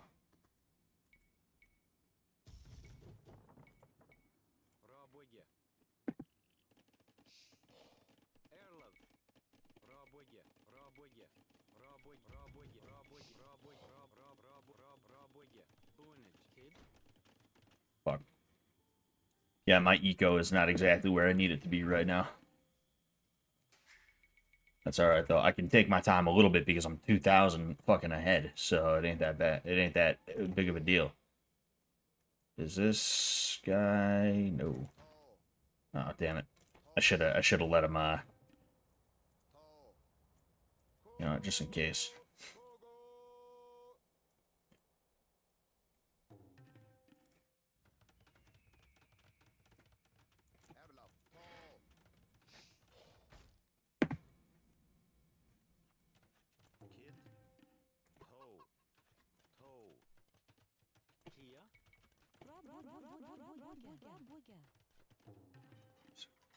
Two, three, four, five, six, 7, okay.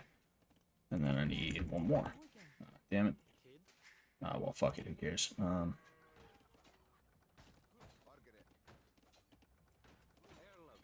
Why don't you guys just fucking take you can take this. You guys can claim this thing. You know that, right?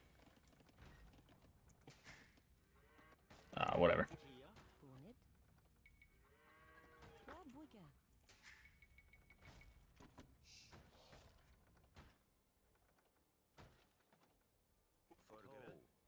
Oh, I'm really about to take that thing too.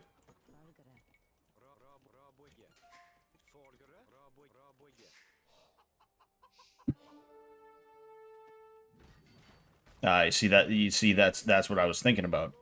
That's exactly what I was like. Okay, I gotta watch out for that.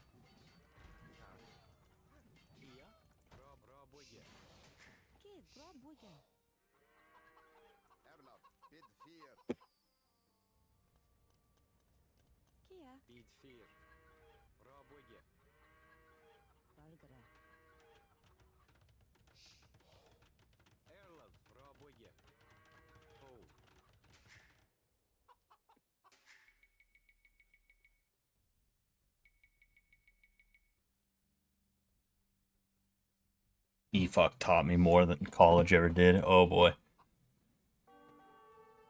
What's happening? Uh-oh. Uh-oh. Looks like we got to, oh, come on, baby. Tell me it's gonna be good. Tell me I'm gonna make it. Tell me I'm gonna make it. Tell me I'm gonna fucking make it. Come on. Come on. Oh my gosh, dude. Oh, man. Wow, that is crazy. Alright, well. Suppose I'll just, you know.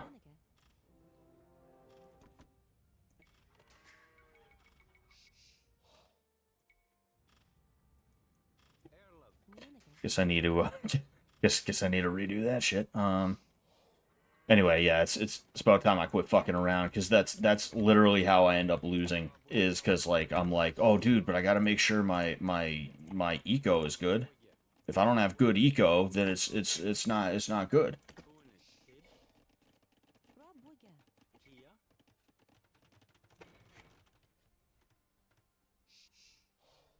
At the very least, I can make a ton of these fuckers for now.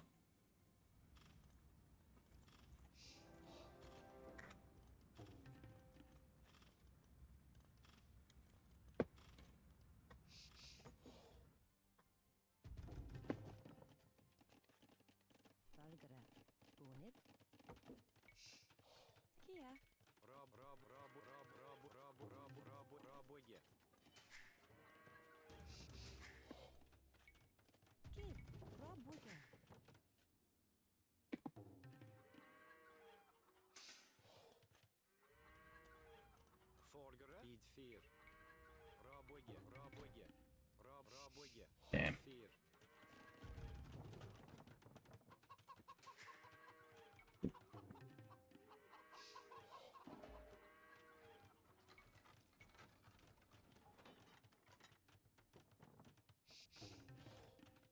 See, as long as I have a ton of these, this guy's pretty much fucked. This guy's pretty much E-fucked.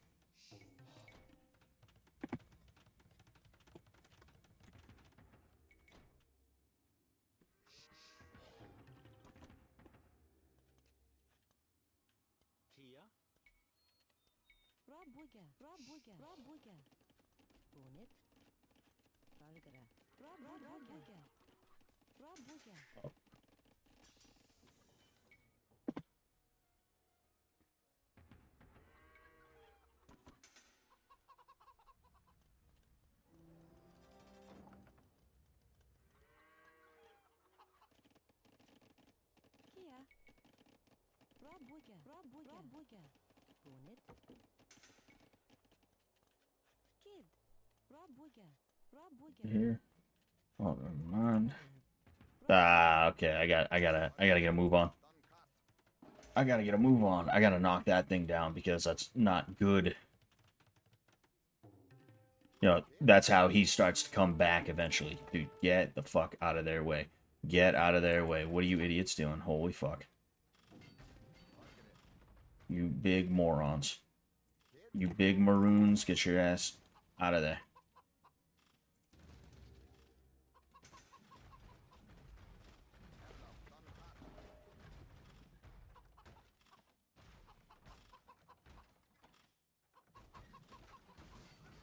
Oh, come on, baby. Hell yeah.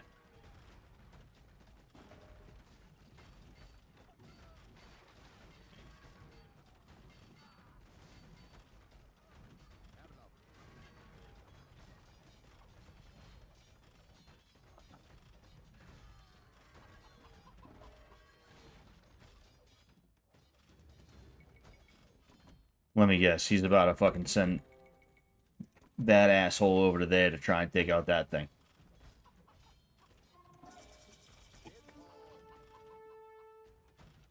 What are you doing? Just fucking stay on that. Literally can't even hurt you. He doesn't have the thing with the stuff.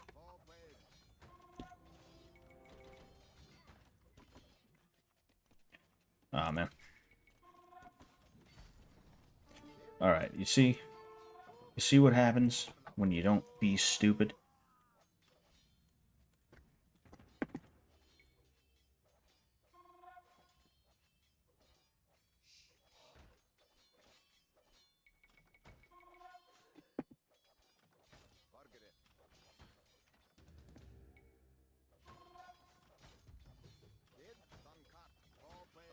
Yeah, that's a market. I also need to go here.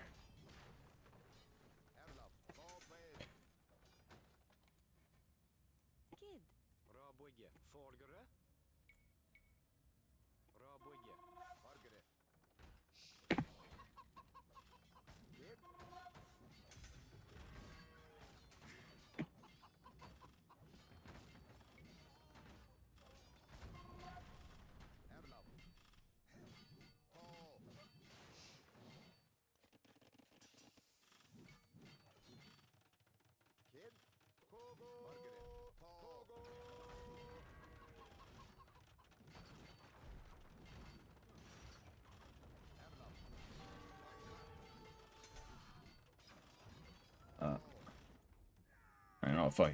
You can't even get me. Wait, hold on, what'd he say? What'd he say? Can't believe I'm losing to someone as bad as you.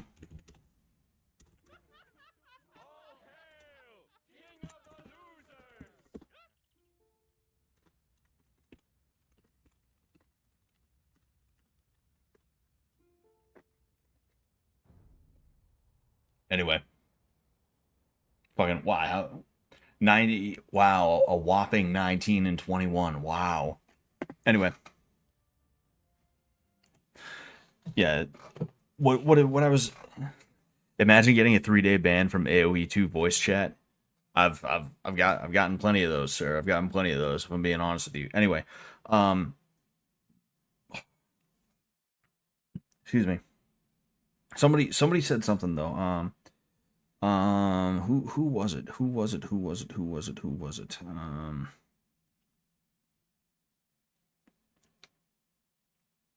Yeah, anyway, somebody mentioned something about like girls treating guys like shit their entire lives and then they get to settle down with somebody and like I've seen what's her face? The girl. I've seen the girl.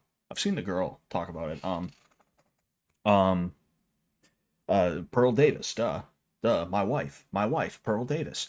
Um, I've seen Pearl Davis talk about it where she sees all these women who do porn and they end up having husbands after the fact and things like that.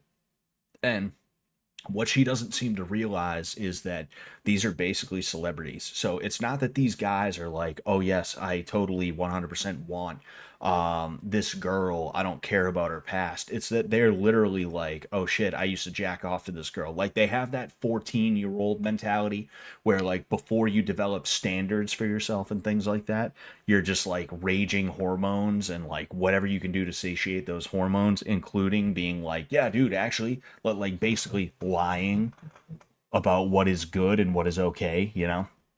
Basically being a male feminist, being like, no, actually, I think it's a good thing. I think it's a good thing when girls try and have sex all the time, because it's freeing for them and stuff like that. And since girls should be having sex all the time, you want to have sex with me?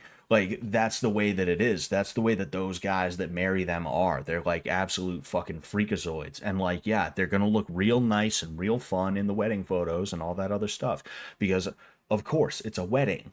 What are you gonna like play it like it's a funeral? No, it's a wedding, right? Of course they're gonna look happy and all this other shit. They're gonna be taking the ridiculous pictures and stuff like that, because weddings are for women. That's just what their weddings are for women. That's just how it is, you know.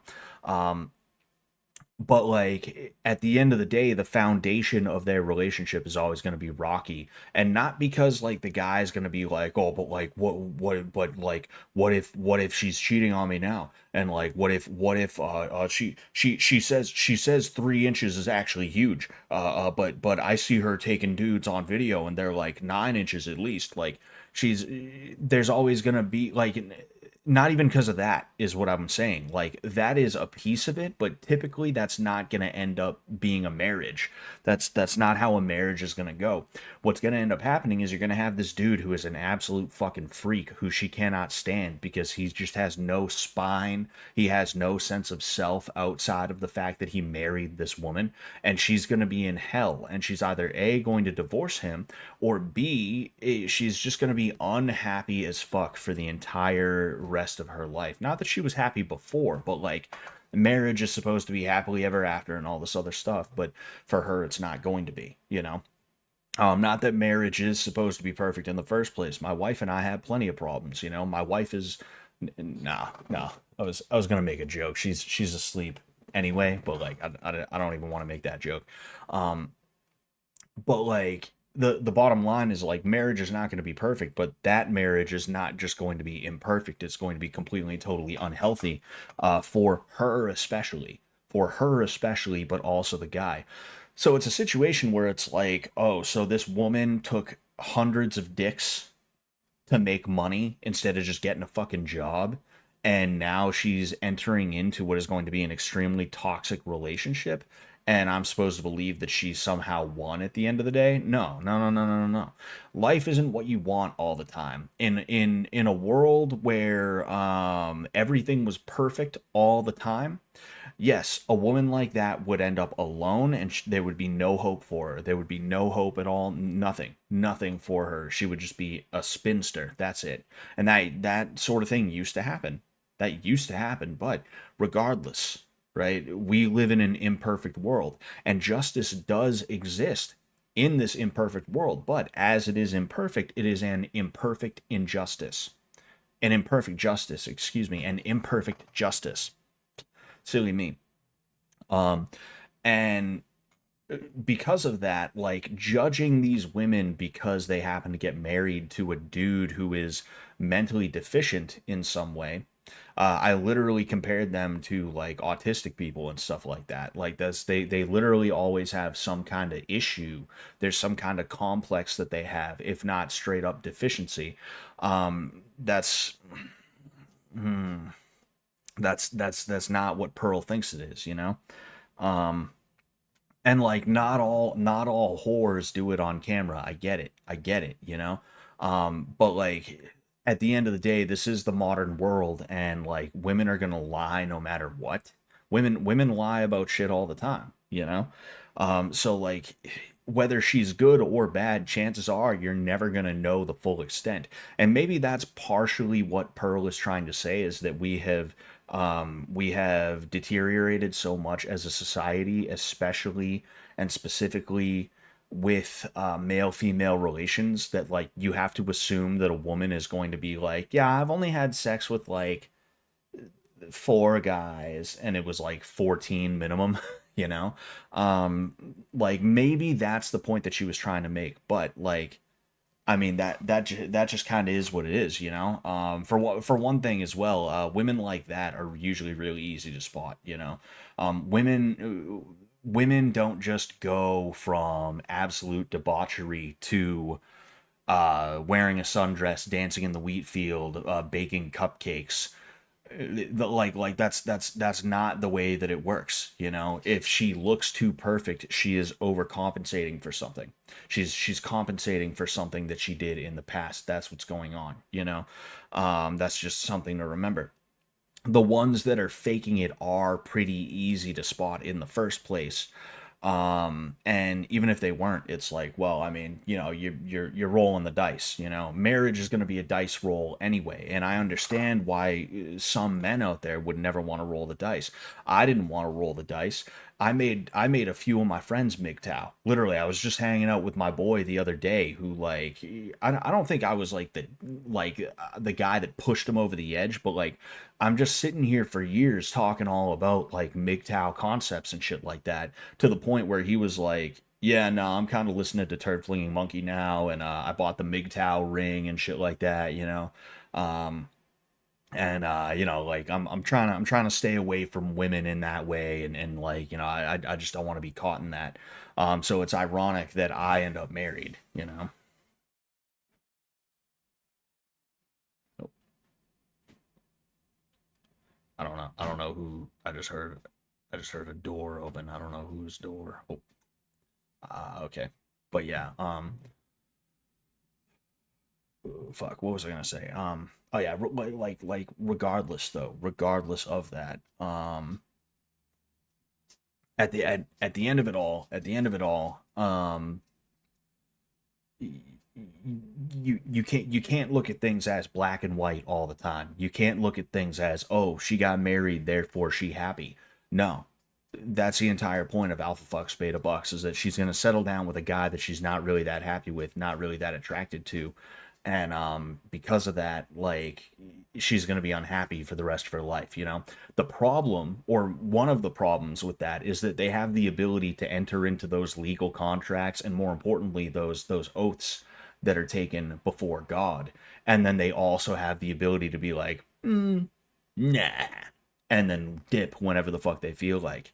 um I think it's poetic justice that a woman who was doing porn gets married to a guy that she isn't really that attracted to because nobody else will take her, and then she has to stay with that guy for the long term. I think that's poetic justice, if I'm being honest with you, you know. But at the end of the day, women are always looking out for themselves. We literally used to teach them. In fact, um let me see. Let me see. Let me see. Let me see. Let me see. Let me see. Let me see. Let me see. Let me see. Let me see. Let me see. Let me see. Let me see. Let me see. Um,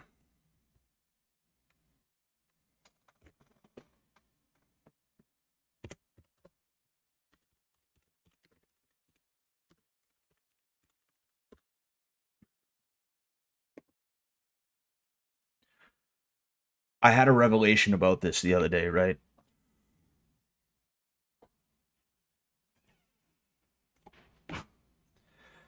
I had a revelation about this the other day. Women used to watch tutorials on how to be a housewife. Women don't naturally know how to be housewives.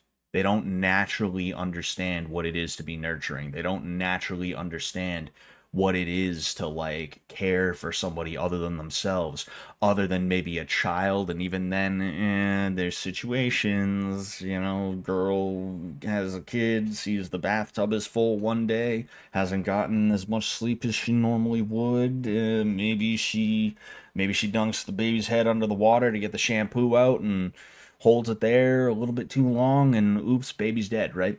But like, we used to have to teach women how to be housewives by making them watch this type of shit. I guarantee you didn't have to watch fucking How to Be a Husband or anything like that. I'm willing to bet they probably didn't really have that. It probably wasn't a big thing because it was just understood as a man you were going to have to be the breadwinner, you were going to have to take care of the family, be the protector, and all that other shit. But like when it comes to 1950s housewife, you have to teach a woman that to be that, you know? And with that revelation, I understand that no matter what, and actually, now that I think of it, I've known this for a long time because this is that like MGTOW knowledge shit. Like women are always going to be looking out for themselves first and foremost above any and everybody else, including their kids. Literally, like you would be amazed how many women, maybe you wouldn't be amazed, but there's so many women out there that would easily sacrifice their children, and it's seen across the animal kingdom as well. For instance, female gorillas will kill the offspring of the former alpha male in order to make themselves more attractive to the current alpha male who took over after the old alpha male ended up dying off. Right? That's a behavior that has been seen in female gorillas. Right? So like at the end of the day, Um, women are always going to look out for themselves, and you even see these weirdo fucking wannabe conservative, wannabe trad type bitches who are like, I'm wearing a sundress and I know how to bake cupcakes. Tee hee, I can bake cookies. Give me your bank account. I want access to your bank account now. No, I don't want a prenup. Now, give me access to your bank account now. I'm a trad wife. Give me access to your bank account. Bank account. You have so many women out there that are like that, you know?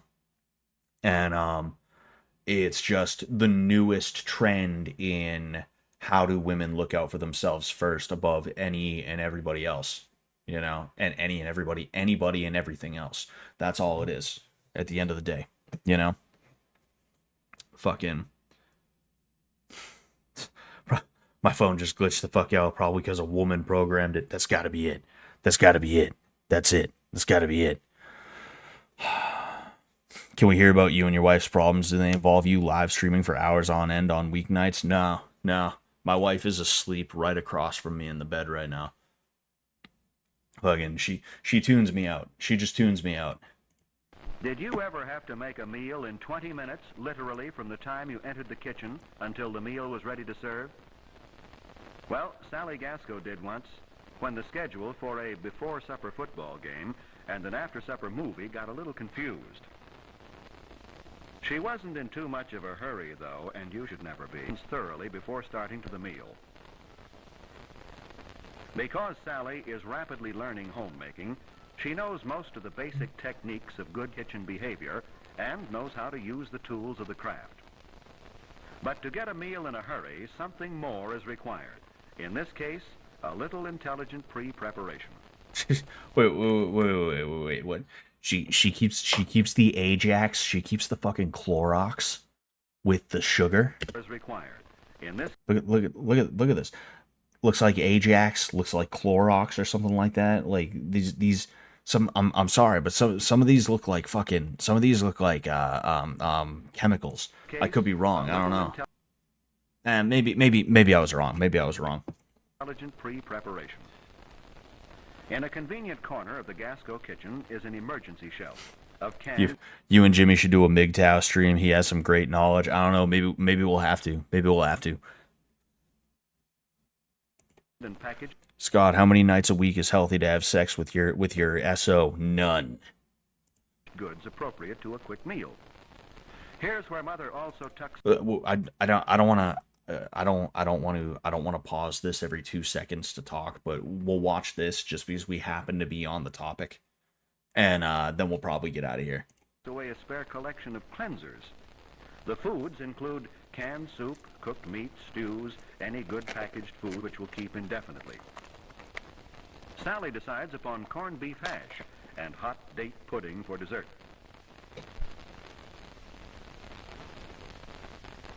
Other ingredients for the meal, corn on the cob and green peas, will come from the frozen food storage compartment of the refrigerator. The Gascos keep this shelf full of the modern frozen foods, which are not only useful in general, but especially so for quick meals.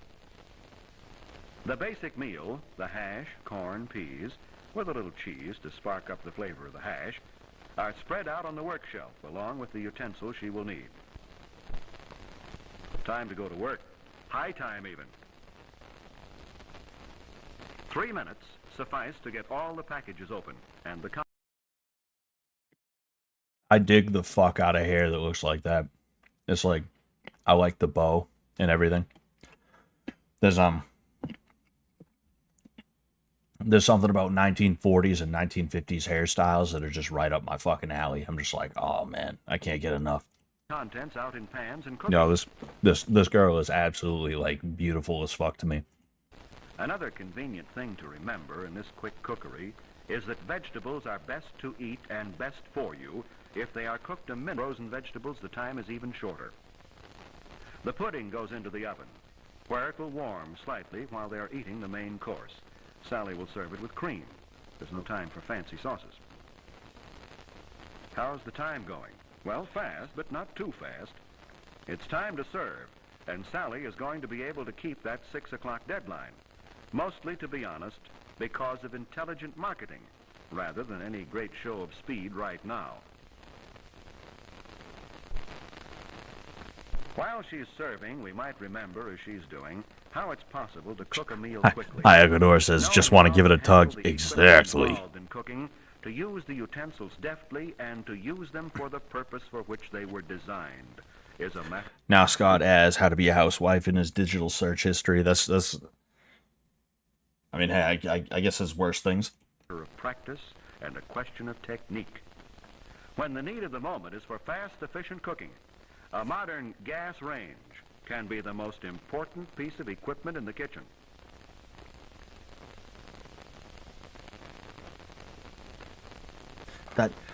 That thing is fucking wide as shit. Like when have you ever seen a stove that wide? 6 o'clock, and there we are. It's possible to make a meal in 20 minutes if, first, you're well-grounded in good kitchen techniques and have the right tools with which to work at the time. And second, if you're foresighted enough to purchase and keep in a special emergency shelf in your cupboard and the storage shelf of your refrigerator a good supply of those modern foods which have taken most of the terrors out of cooking against the deadline. Well, hot lamb.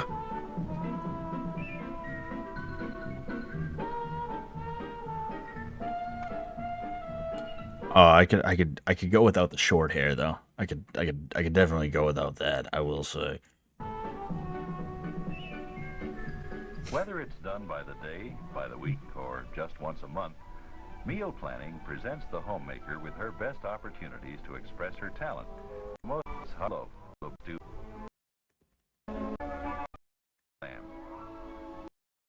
See, like part of this, I will say, tends to be marketing, right? It tends to be advertisements and stuff like that. But you get the point, right? I'm just curious here, right? I want to see what happens. Good Wife's Guide training video. This is 2 minutes.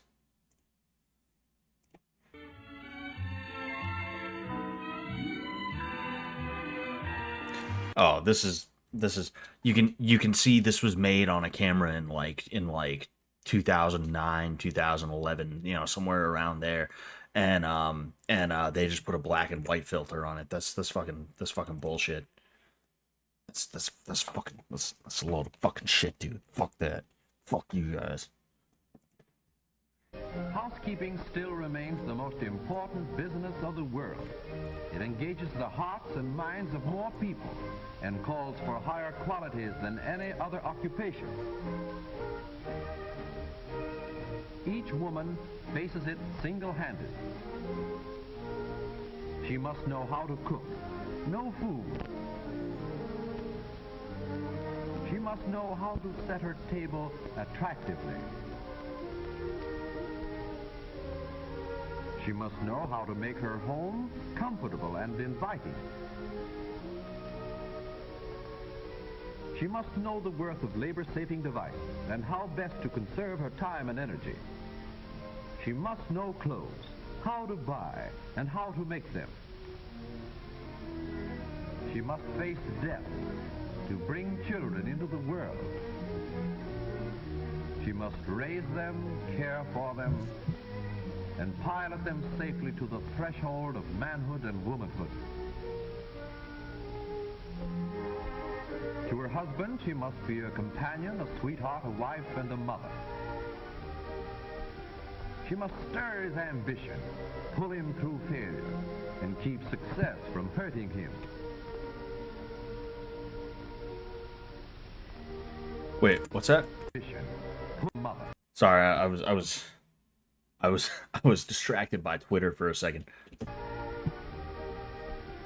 She must stir his ambition, pull him through failure, and keep success from hurting him.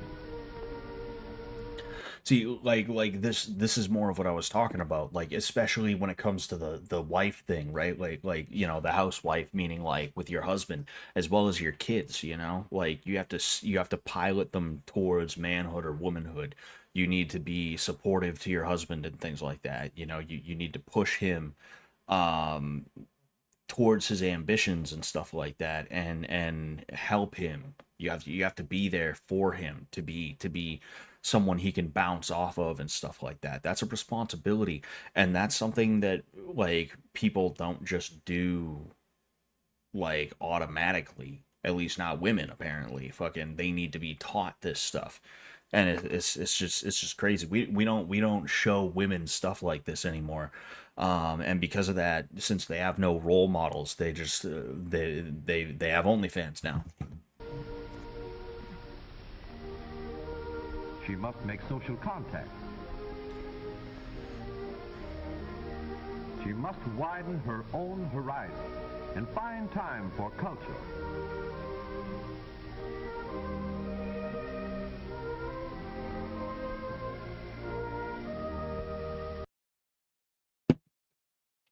A word to the wives. Okay, all right, okay, all right. We're gonna watch like 2 minutes. We're gonna watch like 2 minutes here.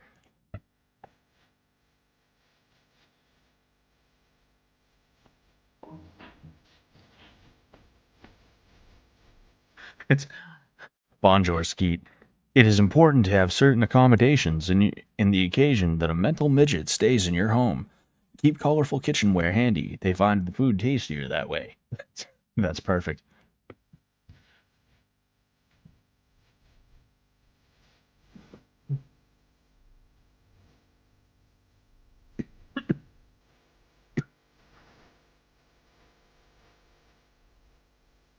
It wasn't really a plot against George Peters, but I'll admit it might have looked that way the morning his wife Jane stopped by for coffee.